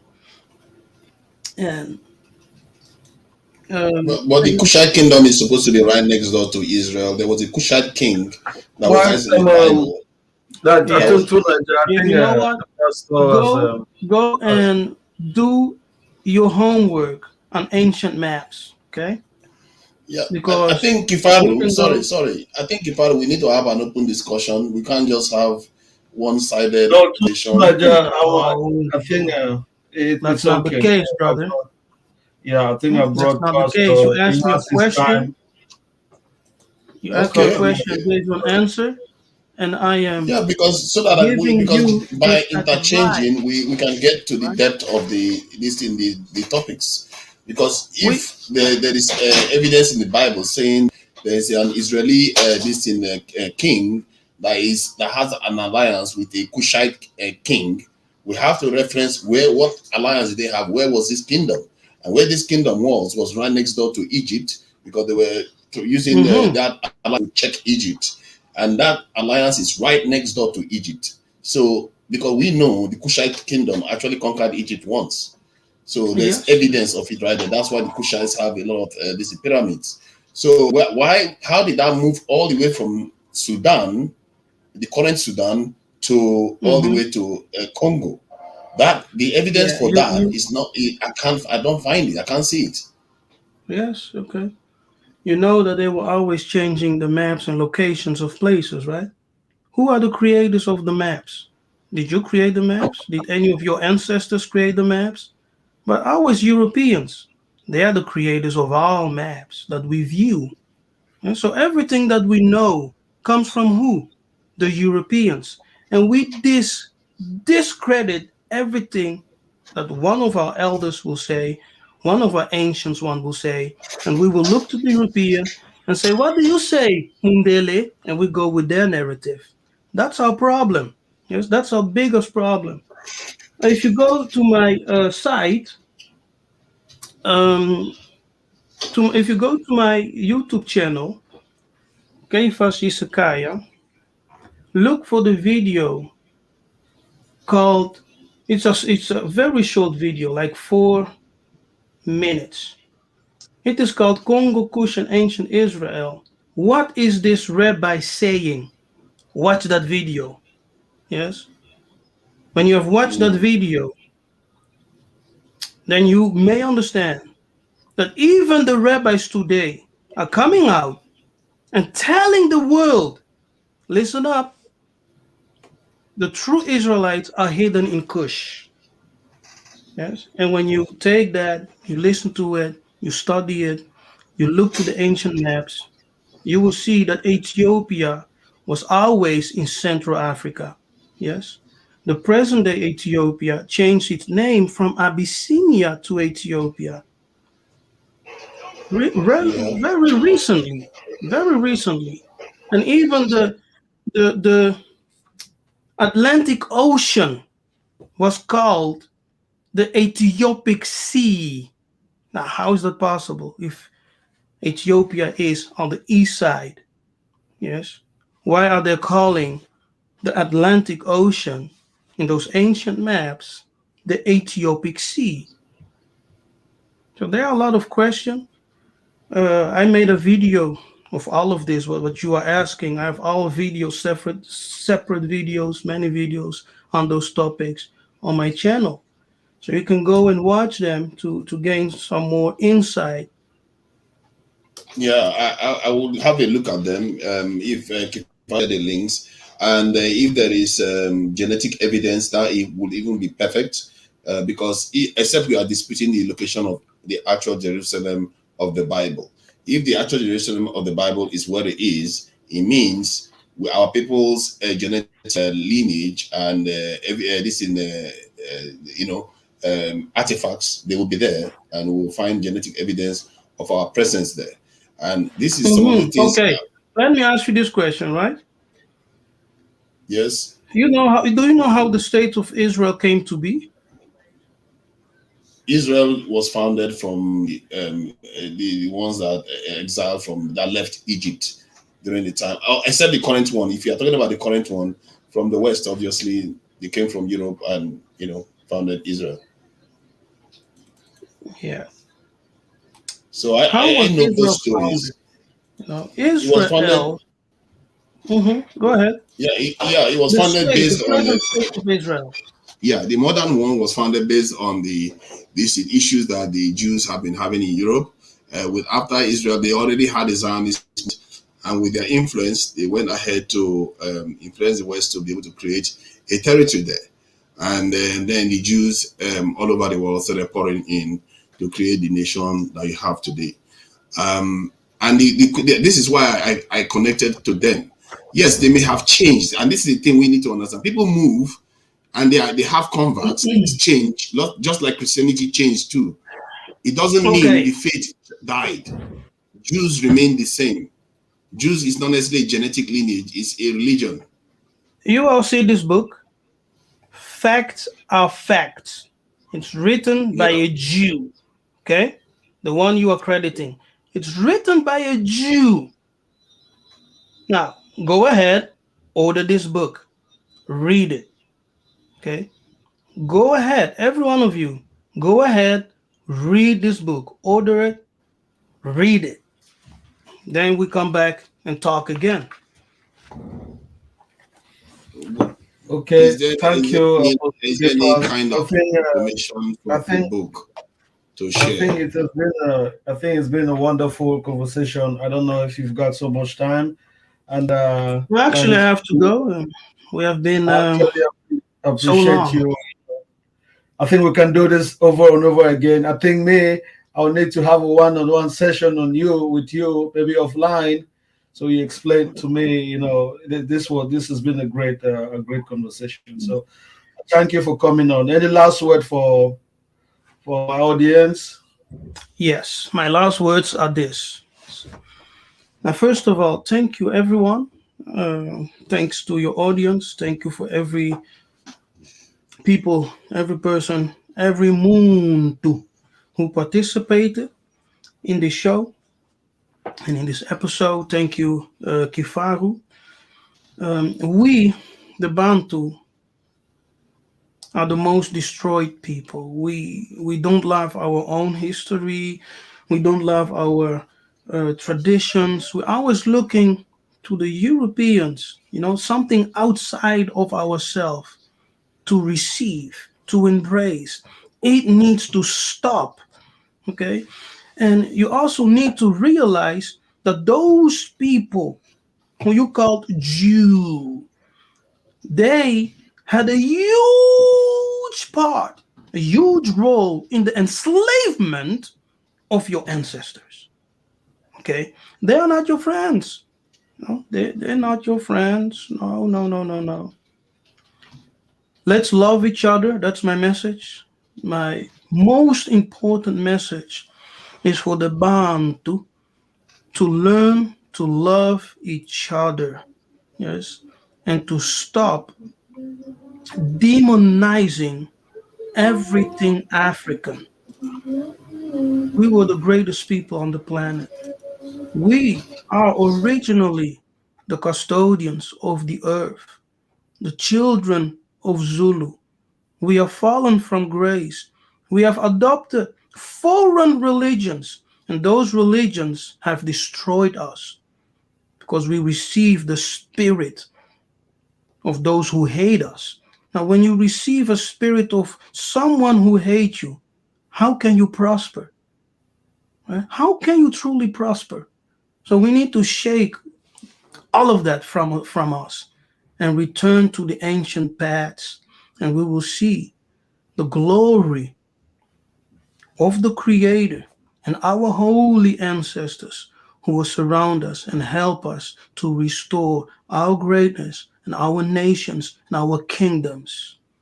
Ingeta Kembo Natatanzambi Yamanzulu Kimfumu Kiakuyisa.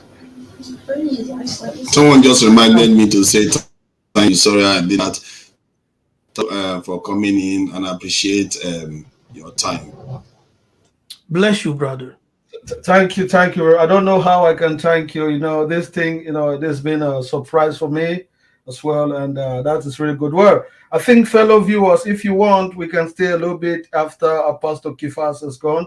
We might have a low reaction if you want. Those of you who could not call, we might stay again, maybe like 20 minutes and talk about it. But if you're not there, then it's okay. So please don't forget to subscribe to Apostle Kefas YouTube channel. I don't know if Zola, can you please post his channel on the chat section? You have seen his line of communication. So if you're interested, you want to know more about the Bantu people, African people in general, our great history, I think that's the best channel on YouTube. Go there. He's always live. You will learn so much important things, and you will not regret subscribing to that channel. So thank you for coming, Apostle Kefas, and I hope we still meet another day. We talk about these great topics, and we are the Pan-African Alliance. We are trying to make Africa better through politics and hard one. So trying to bring young people into politics. So that's our goal. So we thank you for coming.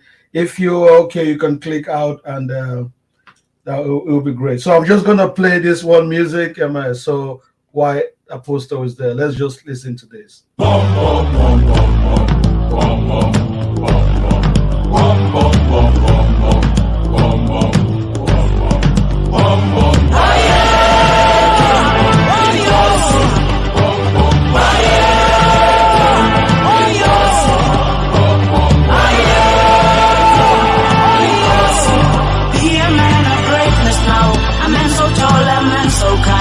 Be a man of wisdom now, a man of mind, a man not blind. Be a man of kindness now, a man so big and strong in mind. Be a man so humble now, a man of man now, let it shine.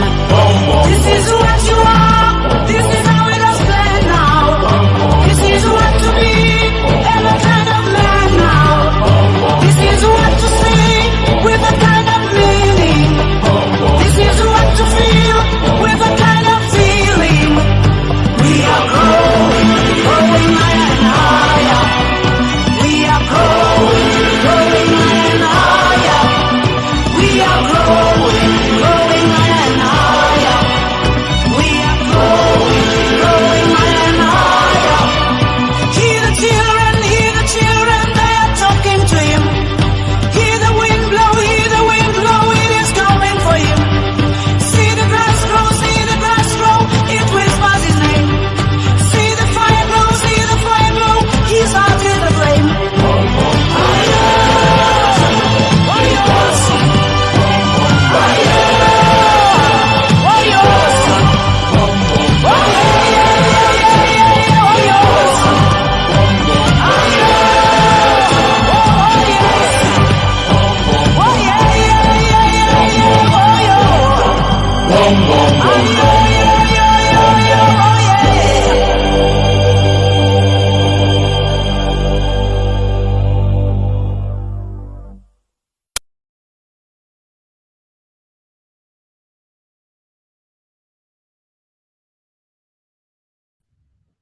All right, ladies and gents. Oh, we've got so many people already. Okay, I think we have some other few minutes to do some reaction, and I will have a little bit of time. We can chat a little bit if anyone has something to say. I think this was a great show. We had so much information, those who accept, those who did not. I didn't mean to. If I put you on timeout, I didn't want you to bring a distraction, because the distraction, they start from the comment section. You write one thing and But to Niger, Yeah. everything is a distraction. didn't you hear? Didn't you hear? Didn't you know the history of the Ashkenazis when they adopted Judaism? I don't know about how they adopted it, but I know that they were converts too. Okay, great. So people can be Okay. converts to a religion. So just like Christianity, took it from the Jews and have their own distinct types of Christianity. My point is that when we start making these sort of claims, we need clear proofs. We can't just be saying stuff, and this is the stuff they talk about even in the Bible about false prophets coming to tell people stuff, and people need to ask critical questions.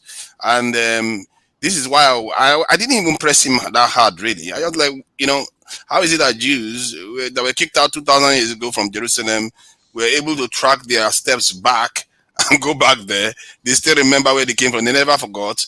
While we are still standing on our own land, if we are coming from Kush, from the Congo, we forgot where we are from. How does Yeah, but that even happen? but hold up. The man was telling you that there was invasions on Africa from the Hittites, which is the Persians, and the Greeks, then the Romans, then the French, and the Arabs. Well, the Arabs, then the French, and then the Arabs again. You feel But me? none So of that invasion can erase yeah, your memory. hold up. That's my point. I mean, people had the Did food. they bring a black Listen, men in black one to come and wipe your memory? all right, listen. Over time, even people language change. Am I lying? Yeah, Uh, language. Yeah, it's true. Like the Egyptian language so changed, but the yeah, people still know their history. listen, man. Even your culture will change, and because all right, listen. Egypt was like a book that was what you'd call gathering the concepts of Africa and what we call deciphering it. You understand? And these things is very technical. You feel me? So people forget these things over the years. You feel me? Just check it out, bro. You have to understand how people behave. You But there feel is me? no evidence of any people forgetting themselves in the world. Not to mention a What? sizable population like the Bantu. There is no evidence of the people ever forgetting who they are in this world. Give me one good example. What you mean forgetting who they are? Well, because if we were from Israel, we were Jews, or not Jews, or part of the Israeli We tribe, not how can we we forget not that? I don't look at it like we from fucking Israel. We have been there, but we ain't from Israel, bro. Oh, Bantu is from the Congo, but they have been in Egypt and Israel also. So it's not like we are portable people. The man is just telling you that we have been chased from Egypt. You feel me? I want to know how is so much Negroes in Chad but not in Egypt? That's what I want to fucking know. You feel me? It's very Gentrification. possible because Can I say something? the child is Oh, just closer like to the hold on. Let me Bantus explain it than like this. Egypt. You know how we get Israel? Them people over No, there first, and they push the people out, and they keep pushing the people further yeah, back. go So ahead. that might be the answer. But go ahead. I know you guys are not acting like you understood everything. Come on, man. What? This thing. What you mean understood everything? No, Nah, no, let the man speak. what this was a roller coaster for me. I'm telling you right now. I'm more lost than. God damn! Now I have to change. That would Now be now I much have to change. better. Okay, I'm gonna tell you why. We took away your Bantu rights. I'm Hey, gonna tell you why. It's because you haven't Brian, listened to him. I've listen. been listening to that guy for over a year now. Oh my God, you guys said I'm trying to be Bantu. Are we going to Ridiculous. make one person? No, Are we going to in the make new one world, person speak? Bantus were definitely here, and in Angola, Congo, and we're the testament of it. That's facts. See, Brian, no, Brian. Look, he ain't okay. So let Brian. So you believe that the Garden of Eden is in Congo, right? Yes. I mean, it reached from, look, when he said Ethiopia, which is utopia, it reaches from Egypt, Ethiopia, all the way down to yeah, but you know, Congo. guys, yeah, that's true. That name Ethiopia is it just means so many things in ancient. I would say Ethiopia just means, you know, he was trying to say that land like Ethiopia. Sometimes it just means Africa. It means that it just means so many things. Yeah, Africa. He has a It point. means Africa. All right, I'm He from my creationism days when I was a Bible thumper in here. A lot of creationists believe that the world that we live in, those who believe in the literal biblical flood story, that's what I'm getting at. That the world in the continent, I'm just throwing that out. This theories, bro. Just be open-minded. Theories. They believe that the world at one time, and even some scientists actually believe this as well too, but at a much more, as far as millions and millions of years, and just set up 1,000 years. That the world was Pangea. That the world was somehow supercontinent, and a lot of people indicate, let's say, like in Brazil and around the Congo area, that area you could see is almost like a puzzle being put together. And in other words, the whole, one concept of the whole continent, it was one supercontinent instead of the separate continents to this day. But that was 1 billion years ago, bro. Right, I know. Years ago, you're not listening, nigga. I hate the people when interrupting. I'm just saying. I understand what you're saying, but some people, biblical creationists believe that, and that's how they feel like the rivers of the Gihon and what is mentioned in the Garden of Eden, and how it coincide with, because Ethiopia back in the day was not just one area; it was the whole entire continent, really. Okay, Brian, let me just ask my question before you go on. No, go ahead. On a history. So let me ask my low IQ question here. So, go ahead. Does this guy believe in the Bible or not? Hold on, let me answer that. Right. So y'all ever heard? Bro, just let people talk, man. Hold on, look. Brian don't know Kefas. Brian, do you know Brother Kefas, the dude that was presenting earlier?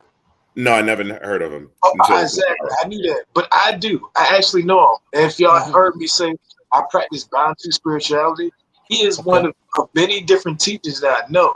Now, does he believe in the Bible? It's different. No, he actually used to be a pastor. He actually presented that earlier. I was listening to him. But not only that, we read from the Bible, but we understand that.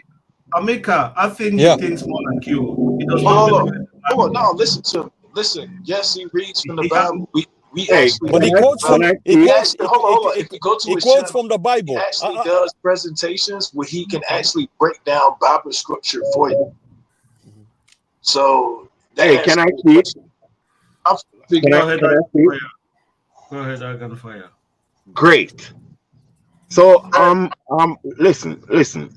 Please don't fucking interrupt me, because y'all just mixing up. Let's be intelligent and allow one person to speak. You feel me? Don't swear. I need to keep this screen up. All right. This is what I have to say. The Bible exists. Don't act like it don't exist. Nobody's supposed to act like it don't exist. It has some truth in it. It can be relevant, and it can also be not relevant. You see me? But if you compare the Bible with history, there is where you gonna become smart. If you make the Bible be your history book, then you are stupid. If you compare the Bible with history and then leave the Bible alone and allow history to take its place in your life, then there you be smart. So then in history, you know that these are actual facts. You see me? Isn't that literally what Rastafarians do? Hey, can I speak? Okay, what you know about Rastafari? I know a lot, bro. Yeah. Do you know that Rastafari it declares black power? That's a fact. Yeah. But they Yeah. also they also So they also yeah, believe that but we're the children of Israel. hold They on, also hold believe that on. we're the children of Israel, bro. Yeah, but if you in a religion that takes you away from your blackness, then you stupid. That's a fact. So so that means you have no complaint of Rastafari Yeah, no, because I'm not but complaining about because Rastafari. what? I'm But not complaining then about Rastafari. that means you cutting me for irrelevant question. You feel me? This is not personal. I don't come here to talk about my personal life. I'm talking about the progression and the upliftment of black people and Africa in general. You feel me? I'm talking about reigniting the Bantu expansion, the expansion northward. You feel me? That's what I'm talking about. Anybody mad about that? It is what it is. You No, feel no, me? no. Ika, let me ask Yo, you something. can I You ask something never, real quick? Let me finish. Can I ask you something real never quick? said. Yeah, go on, Ja. Now I was just gonna say, in order to get like a full understanding of what this brother believed, now be Oh, Kefas, this is John. Yeah. you have to follow you have to follow the Congolese prophets of old. So Mm-hmm. there's I want to say there's three major ones, which is Mama Kimpavita, Mm-hmm. Simon Kimbangu, and Simon Toko.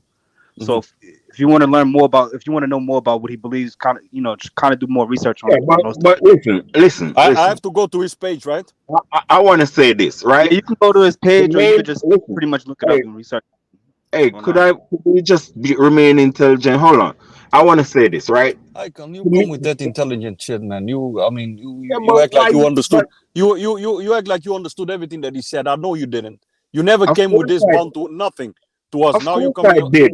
Of Okay, course I did. Why okay. wouldn't Let I? me mute up. Okay, go Not on, go on. everybody is low IQ like you, as you said. You Yeah, see me? thank you.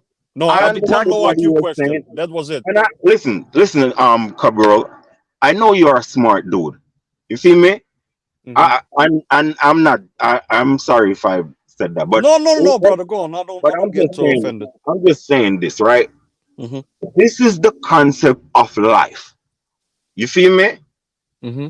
You have you have 5,000 years ago the concept of African tradition was written in Egypt. You have Asar, Aset, and Heru, which means out of the darkness birth the sun. Sun. You feel me? And Sun became the light of the world, the life giver. You feel me? So so that's the whole African tradition in all its phases. All of the tribes have these concepts where the sun is the giver of life and the sustainer of life. You feel me? We are the sun people, the children of the sun. We were kissed by the sun. Hold up. And I want people to stop referring to Congo and the South as down, because the River Nile is the longest river in the world, 4,000 miles. Now, if you want to know what the level of anything is, you use a level that uses water. So what governs what constitutes a level is water. And if the Nile is the longest river in the world, then that's the tilt of the fucking world. So everything under Congo and southern and the south is under us. And I want people to stop pointing towards it down, because it's actually up. Listen, everybody under the Muslims in Egypt is drinking the Congo people shit and living off their shit. Yeah, that's why everybody needs to know that everybody in Europe is below us. Actually, you feel me? So we need to start getting proud of ourselves and evidence to make ourselves proud. Teach our children to be proud. because the way we going, we in this defeatist type of behavior, which stems from Christianity, and we are trying to hold on to the bullshit, which keep us under and pointing ourselves under. South is up, north is down, and that's what I have to say right now. I'll have more. See, if I wanted to add to that, I would say that, the ancient Egyptians actually saw it the other way around. That's why the Upper Egypt is somewhere in the Kush area, while the Lower Egypt is the other way around. It's just the Europeans that came and flipped it. Obviously, everybody, I don't think they flipped it because they wanted to be deliberate. They flipped it based on their own, from the direction. That's what they wanted to do. I mean, No, they flipped it because of colonization. No, bro. They flipped it because of colonization, and they wanted to prove to Africans that the Africans are nothing. Don't you understand? I don't think sometimes we overthink this thing. Sometimes we overthink this thing. I think whoever, when they came, they drew the map. They wanted their own side to be at the top on the That's page. a lie. And it doesn't mean anything really in terms of whether it does.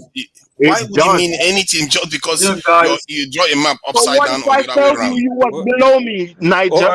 What if I told you? Let somebody else talk. Let somebody else talk. What if I told you was below me? This is the thing, like, guys. The position on the map doesn't tell us anything. Otherwise, Greenland will be king. I think I'll be closing, guys. It's been a great show. Just give it a few more minutes. Just two more minutes. 2 more minutes. But let me just ask Kifaro one question. Kifaro, what did you take from his doctrine? Yeah, that's what I want to hear Kifaro's point of view. I mean, I've been coming back and forth because I had some real estate stuff. Yes, his doctrine is what I understood. He's using the Bible to understand our African spirituality. And how do you feel about that? Why from the Bible, though? We have our own traditional beliefs. Let Kifaro answer. I think, because maybe the Bible is the closest, what's it called, plagiarism. Plagiarized. Yeah, it's been plagiarized.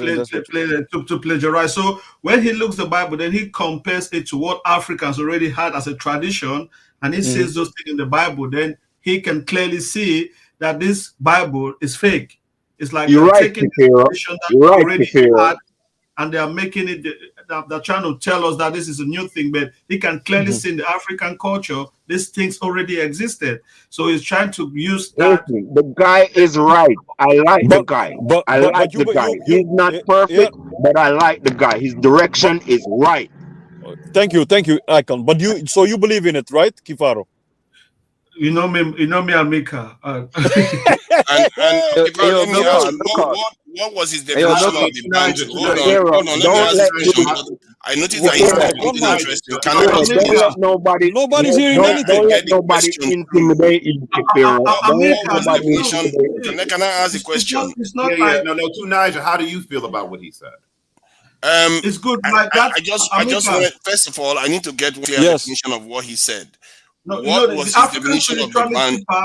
1 minute. The African spirituality part is what he's preaching, and that is good. Good. It's not like Clement. He's actually preaching African spirituality. Yeah. And what was his definition of the Bantus? Well, because I thought when I came, was defining it, but I think I missed it. What was his definition of the Bantus? It's not you. Children of the sun. Bantu is Niger, Congo, everyone. From his own definition, except then some people will disagree with that. Wrong. You explained it wrong. Actually, he was very specific of who were Bantus really. But he said there was multiple different tribes that was located in the Nile Valley, and they pretty much separated as time went on. Some people actually theorize that's probably what happened. So, but what was his definition of the Bantus? Whom are the Bantus that he sees in the world? He says the Bantu is the children of the sun. You feel me? And Bantu actually means. And Bantu actually means. In terms of how it relates to people today, let's not use all these weird definitions. But yes, you can go back and rewatch the live. I think I heard what he was saying, but that's what the other people are not picking up on. What he said is actually different from the definition of what Kifaro considers Bantu. He was basically highlighting all the Niger Congo, this in family, all the way to Senegal. That's what I as said. But Bantu. these guys, that's Yeah, what I that's said. what he said. Listen, That's what he said. yeah, exactly. That's what he said. But that Because he said the Ashanti are part of the Bantu. That's what he said. yeah. I you know wasn't what's there. I wasn't there for that part. You know Yeah, what's he said crazy? Yeah. You were too busy attacking me in the chat, trolling me. This guy was trolling me I the seen entire that. night, man. Hey, Milk, I seen that, bro. You see that? You also anyway, guys. Guys. I was Hold gonna on, block hold on. Brian. Hold on. I will that was need funny, to man. Ja, That was funny. guys. I will need to hold go. on. I want to ask, Ja, is you, Kifaru, you've Ja, barely done 3 hours. You're already looking to run away. After later on, you Go go to Nigeria for 1 year. You have not made one. What's up, Icon? you go to Icon, what's up, bro? and spend 12 hours there. Let me just say this. you don't You see, sound like he Jamaican, Ja. excluded the Somalis again. Yeah, see, that one was clear. He excluded the Somalis. You saw that? The Ja Somalis. Enzolo, you don't sound like Damn. a Jamaican, man. Nah, my father's Jamaican, bro. I'm African American. My father's Somebody's head Jamaican. will Right? explode if you call them But Bantus. listen, Kefaro. I mean, Icon. I was raised in the Rastafarian faith, right? I know like the Oh three my mentions of God. Rastafari. I know King Emmanuel is like I know a lot. You get what I'm saying? Like I was raised in it. Ja, hey man, we need to save the Somalis, man. It's not looking good for them. No, this is not good, man. Let's leave the Somalis. If you call the Somalis Bantu, you're going Hey, to we might have to pour them a cup of camel piss. Listen, the Somalis are bastard children. Nah, stop that. Don't say that. Don't say that. Don't say that. Come on, No, man. stop that. Stop that. Don't say that. Guys, let's round up. Well, Just because we troll Somalis, that don't mean we don't love them, bro. That don't mean we hate them, bro. Just Yeah, because that's we they troll love them. the Arabs more than Bantu. They don't like Bantu. They love Somalis the are Arabs more. African, bro. I will mute you. I can Somalis fire. are I don't want to do that. I'm sorry. Beginning, so your closing statement. What do you think about the show? How was it? Bro, this was a roller coaster for me. I sub to his channel. I'm gonna listen. Yes, I'm gonna listen to him. And he said he was in the Netherlands. I'm gonna look him up and maybe I can have a conversation one-on-one with him. I'll be honest with you, Kefaro. I'm not convinced. I'm not gonna change my Portuguese name yet. I'll wait a little bit longer. Okay, you need to change your name. You told us your Portuguese name is done. You're going to hell. Thank you. That's what he said. Yeah. But thanks for being there for me. Yeah, great show, Kefaro. Thanks, man. Okay. Yes, I'm insane. You always come attack me that I'm using Fuji people's poster to do my show. What's up with you, Brian? I mean, that was a Fijian picture, man. I mean, I could tell No, Fijian. that's not Fijian. That is Fijian, bro. That's Fijian dress. That's Fijian tradition. No. I mean, if I could post something what they do as far as their, like they have like made up kind of like for tourists. I've been to Fiji a bunch of times, and that's from the Bantu people. That is exactly how Fijians dress, and the look of the people there is definitely Fijians. And Fijians use that. I've seen that in Fiji myself when I went to the country, as far as that advertisement. Okay. Yeah, so I'm not so sure about what do you that. think about That's Fijian. Let me Google Holloway Fijian traditional dress as far as when you we don't have time. We don't have time, man. I mean, I'll put that in a private chat. Okay. So what do you think about the show? Overall, I'm trying to. One strike against you. You utilize a Fijian as a thumbnail. You screwed up. Okay, that's fine. However, thanks for being there. You have been coming with that Fijian things like forever. No, but however, those are my people. I love Fijian people. They're great. To go back to what the gentleman was saying, because I was coming in and out. I was teasing Amakar a lot about it. It's kind of weird though, because you have people like Basil Davidson. He was actually European, and I'm not saying he was an Africanist and stuff like that, but he believed in the time in regards to the Nile Valley and the people who made up the Nile Valley. Basically, he was basically saying, all the people in Africa, and it's the weird thing about it that kind of correlate.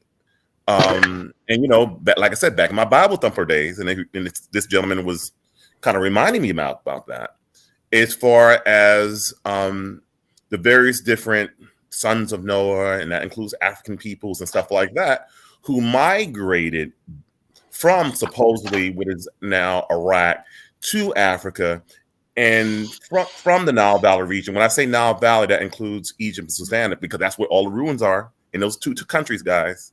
That's facts. Sudan has the Can't most. stop that. Huh? Now I'm saying Sudan has the most, but go ahead. Right. Not only about pyramids, it's temples, is they Amenhotep was there, Akhenaten was there, King Tut was there. They have ruins of all that stuff in Sudan as well. That's just facts. It was pretty much one mega country. But going back to that, it goes, he's pretty much talking about almost in the same, but in a different way, as far as what Davison and Basil Davison and others pretty much said, as far as that migration of the different groups from that region. This includes Somalis and Ethiopians and everybody else from the Nile Valley region and to the rest of Africa. And what's interesting about Sudan, in a way, they have all the phenotypes from Bantu-looking people to Somali-looking people, and even South Egyptian people, South Sudan-looking people, all in that country. And that's an interesting indication there for me. And also, we need to have more African archaeologists, not just archaeologists in the Nile Valley region in Egypt and Northern Sudan today, and also some South Sudanese, but other African archaeologists to do the research and also to Africanize the theories of far as what is being said in the West. Well, we the people have to put value in that first. Okay, that's fine. So, okay, thank you. I'm just trying to close here. Okay, thank you. Keep on trying to end the show, but look, I'm gonna go live. Look, if y'all want to join my shit and do a panel up, I got y'all, because he probably been on too long. You get what I'm saying? I got you. So I'm okay. That's. Do you have anything to say, King Genocide? How was the show? How are you? Okay. So if y'all look in the private chat, right? I posted a link to my stream. Go ahead and join it, and y'all can keep going. And invite everybody to my channel. I'll keep it going as long as y'all want. You know what I'm saying? Kefara did that. That's King Genocide. So you can subscribe to his channel. And, yes, thank you. Yeah, look in the private chat. Tanaja, Akon Fire. Look, you see in the private chat, I got my stream y'all link right there. And I'm already live, so when everybody want to join, send Thank you for coming. Invites, John. Okay, King Genocide. Okay. No, I'm sorry. I know you're always yes. I appreciate that too, bro. I need that shit. Look, I've been working hard all day, my bad. But I appreciate the input. I'm gonna silence myself and let everybody else get it in. You know what I'm saying? I think my closing statements. Yeah. Okay, go on, John. Oh, okay. I was just gonna say, I think the show was great. I've been following Nabi Kefas for a while. Him, it's another brother named Jonathan Shalombo and Mikhail Massa. I've been following them for over a year, and it's pretty. I like the message that they're promoting. I think we should take the time to research what they're saying and try to have an objective mind about it instead of just outright rejecting it. Just keep an open mind. Keep an open mind about it, and maybe you might learn something. Maybe you might not. Who knows? Just eat the meat, spit out the bones. That's the truth is that you can't. But I think it's so hard. I think it's hard for a lot of our people. Listen, Kefar, I think it's hard for a lot of our people to believe that we're God's chosen people. I believe that wholeheartedly, and this is why I have my love for Africa, because I believe that the Niger Congo people are God's chosen people. I believe we're a peculiar people, and I believe that we fit a lot of the prophecies in the scriptures. You get what I'm saying? So I think we should study the ancient African traditions, the language, Kikongo, Lingala. We should learn these things and not fall not go into what the Hebrew Israelites. They try to cling to Ashkenazi and all of that stuff like that, and that's not our roots. Our roots is in Africa, the promised land. So when the Bible says, the Garden of Eden, the promised land of milk and honey, this is Africa, bro. Literally everything is in Africa. The resources, everything is in Africa. Time I didn't know. Okay. Anyway, I think thanks Jar for coming. You've always been there, and I hope you catch you some other time. I can fire. Welcome, bro. Yeah. All right, yeah, man. I know that guy was Hey, in I line. want to apologize. I want to apologize to the Somali people. You feel me? Yeah. I was just talking about some of them, but listen now, That guy right? was your guy. 100% that was your mindset. Huh? He was just you. That's how you think. I believe like that. Maybe I was wrong. I'm not sure what you're saying. I mean, the Apostle Kefas, you and him, you've got the same ideology. Don't Is that true? Yeah. I like him. I like it. I like the guy. I respect the guy. You feel me? I'm on his team. You feel me? I got his back. All that shit. You feel me? I'm done with him. I'm with him all the way. All that shit. You feel me? Um, um, we we we need to have tolerance with each other. You feel me? I'm not saying he's right all the way, but I'm with him. He's on the right journey. You feel me? Because he's black progressionist. Feel me? African progressionist. You feel me? African defender. You feel me? That's me. You feel me? All the way. You feel me? I don't care about nobody but African. I don't care about nobody but black people. You feel me? I Okay. say I actually disregard everybody else. You feel me? I only tolerate them. You feel me? We are in a problem as we everybody is in opposition of the black man and the black child. You feel me? And we need to show love to each other. Our problem is we don't see each other as royalty. We don't see each other as not deserving less. That's Africa's problem. You feel me? It's we too tolerant of seeing our brothers beg. We're too tolerant of these things. You feel me? We're not angry when our people is suffering. The mother is walking on dirt and all that stuff. We're not angry. We need to be angry that we are that our children is um is under these developing worlds. You feel me? We need to be angry that these other worlds are financially more than us in this world. Then we need to be angry of these things. If we're not angry of these things, there's nothing gonna happen. It don't matter what your religion or nothing is. First of all, yes, your religion, yes, it's the religion that makes us stupid because we have these Arab little old forts. We have those as somebody, as relevant. We have these little white styrofoam type people. You feel me? We have them as something important to us. And this is our problem. And religion, Christianity have Jesus, which is white man's brother. You feel me? Who look like the white man. So we have our Christian set have these little people important. They say they destroy the pictures of Muhammad, but everybody know the bitch is Arab. You feel me? So we all have these other people as somebody important in our goddamn lives. And that's why we broke. Even with diamonds, we broke. All right, that's how I see things. We Thank we you. we yeah, sorry, we need to stop see ourselves as black and ugly. We need to see ourselves as black and beautiful.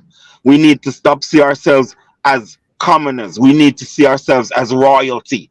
See me? That's why we all see poor people in Nigeria and Ghana and all those places and say nothing and do nothing.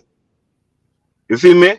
Because we Yeah. see ourselves as commoners trying to be equal with people that's better than us. That's how we see things. We don't see ourselves as the best.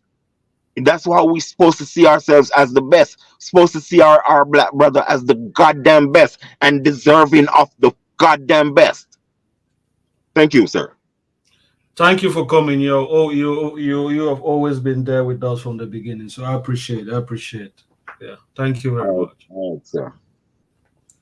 To Niger, you came late and you wanted to bring problem. You wanted to build with my guests. Okay, you've not seen anything now. You've not seen me questioning the Abacha chief security officer. Then that's why I was very easy on your guest because I know you don't do this often, so you are not Now, used to it. yeah, when I bring my guests, you come. I will not bring you on the panel because I know you come and Well, you bring the see, you have no, to. You see that no, you have I'm to. just joking. They have to suffer. If it was something like history, it's like religion, spiritual. Sometimes it's just like it's really difficult to argue things like this. But if it's like historical facts, politics, I will bring you. I know it will be challenging. You understand? So, Yeah. so what do you think? This is the first time you are coming into my show. I don't know Yeah, I you managed to track it down at last. Yes. Just like and subscribe. Then you click that notification button. Yeah, So, what do very you think subscribed. from the short time? What do you think? Yeah, uh, I agree with a lot of this stuff Campfire said, and I also think that when we have people come over, as much as we would like to respect them as guests, we have to set a very high standard for the information that they are providing. It's very, very, very important, and because it makes them do better. And anybody that wants to come on the panel would know that they have to get their act together. They have to have their answers ready. Because you can't present information that is not based on facts and not based on evidence. And because it goes on to affect our approach to life and affects our decision making, it's all good to be, positive and be chosen people. When I want to, the way I see us as chosen people, from my point of view, is what we have been given. We have been given more than any other group in this world. We've got a massive continent. We have the rich one. We have the good weather. We have it all. We have history behind us. Then we behave like Esau. He likes to think that we are Jacob, but we behave more like Esau. And from what Campfire was saying, it actually agrees with more of Esau narrative because we accept the second place. We trade our privileged position for a lower status for whatever reason we are doing it. So that is something we need to change. But at the heart of his idea that we have to get ourselves together. He just says we have to unite. People say that loaded term. Some of them, they don't necessarily care too much about what it means. Obviously, when you say unite, you're talking about bringing the resources together and people being able to do stuff together. If that is all we need to fix our destiny, believe you me, it is messy. Because a lot of people have been, a lot has been asked for other people to get to where they got to. So I will summarize with saying that I'm skeptical, and I really think we have to have an open mind when people come on, but we have to be highly questioning of their information and challenge them remorselessly, because our people have been fed a lot of garbage for far too long. And this is one of the reasons why when I go online, I would rather make a fool of myself on a panel than allow somebody to just go on feeding information without questioning the details, just because you respect them, just because they are guests and all the rest. You have to get the precise information because people are listening. Some of them could be young, some of them could be gullible. And this is why I insist on getting to the answer. I might not, get in terms of some of my questioning might be unfair, but you have to. And that is how you elevate the consciousness of the people. We have to have a high standard. And I hope you start setting that type of high standard when people are coming here. You remember, you may chase some people away. Some people may be afraid to come in a panel because they're afraid that you're going to give them tough questions. But you bring the worthy ones. You will invite the worthy ones on. Those are the ones you want. Don't worry about this thing, the flops. Let them go away, because I was gentle with him and he was shifty on his chair. So it's all good. Maybe he didn't expect that, but if he comes on again, he will be more prepared for such questions that they are going to ask him for evidence for claiming that we are from Israel and all the rest of it. You have to have evidence. You can't just say that. You see what I mean? So I will just leave it at that. For me to take anything away from this is that we have to be questioning. We have to dig deep. We have to get to the core of the information. You see, there's no truth in this world.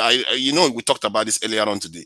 There's always a middle truth here and there, but whatever I come up with, it has to be bulletproof to whatever consciousness that is able to question it. Because otherwise, some other person will just come overnight and say, boop, pop a hole in it, and like the whole thing collapses. It has to be very, very strong. That's why. Go ahead. Your point has been received. I understand what you're talking about, and it makes sense. Yeah. So. Well, I think agreeing with me. I don't know whether that's a first, but I don't know. No. I agree with you, but when you're talking about, you can't argue religion. It's difficult. You can't really argue religion. Sometimes it's a matter of faith. But if it is, that's why I gave him a quote from the Bible. If it is conflicting even with the Bible that he's using, you have to be careful. You don't just say stuff. You're sending, and we have a lot of information going around, and we need to be narrowing it down. I really think that's how cultures build. If you look at they started really advancing was when they started basing most of their stuff on science. Science made them dominate the entire world. Why? Exactly. Because it's extremely questioning, precision. You have to increase precision of information. Yeah. I've crossed my 2 hours time, my 3 hours time. So don't worry. Yeah. I want to make a show with you. I want to make a show with you. I want you to come be my special guest. I'm going to tell you what you're going to talk about, and you're going to come. You'll be my special guest, and we're going to chat most important things. Brian was saying something about. Was it Brian or Grits was saying something about the Fijian? This thing. So I looked into the Fijian this thing. It turned out the Fijians were actually Africans anyway. That's Africans that migrated. They're just like the Aboriginals, just like the Australians. Anyway, to Nigeria. They say they're genetically Africans though. In recent arrivals. Yeah. They have a lot of them there. Yeah. So that's what I read. Thanks for coming to Nigeria. So it was a great show. Yeah. So ladies and gentlemen, Thank you for coming. It's been a great show. I enjoy it. And moving forward for the next coming month, we're going to start back with the Pan-African Alliance. And we'll be going from one African country to another. I think we're going to start with Cape Verdean. And next week, hopefully, we're going to have a Cape Verdean. We're going to talk about Pan-Africanism and learn more about Cape Verde. So I thank all of you for coming. Please, if you've not subscribed, do subscribe and hit the notification bell. And I think it was a great show. I enjoyed it, and I hope most of you enjoy it. So I'm gonna leave you guys with the great Shaka, the great Bantu warrior, and then we're gonna end the show.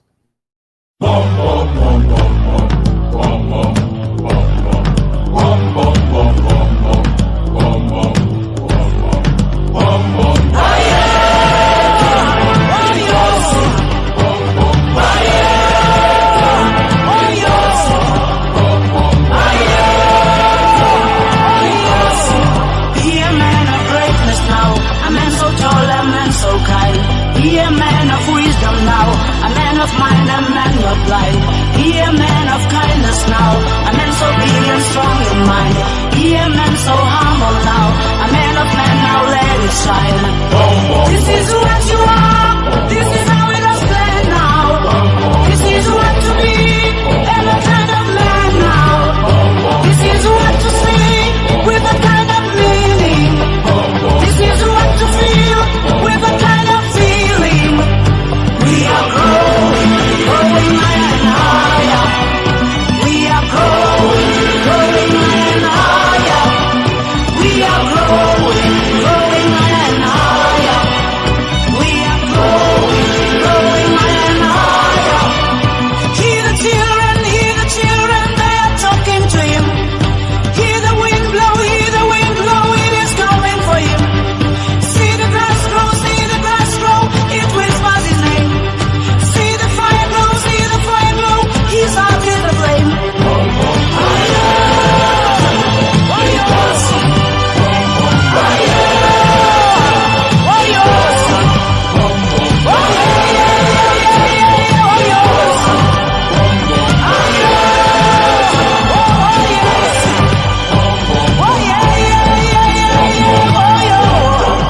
Congo.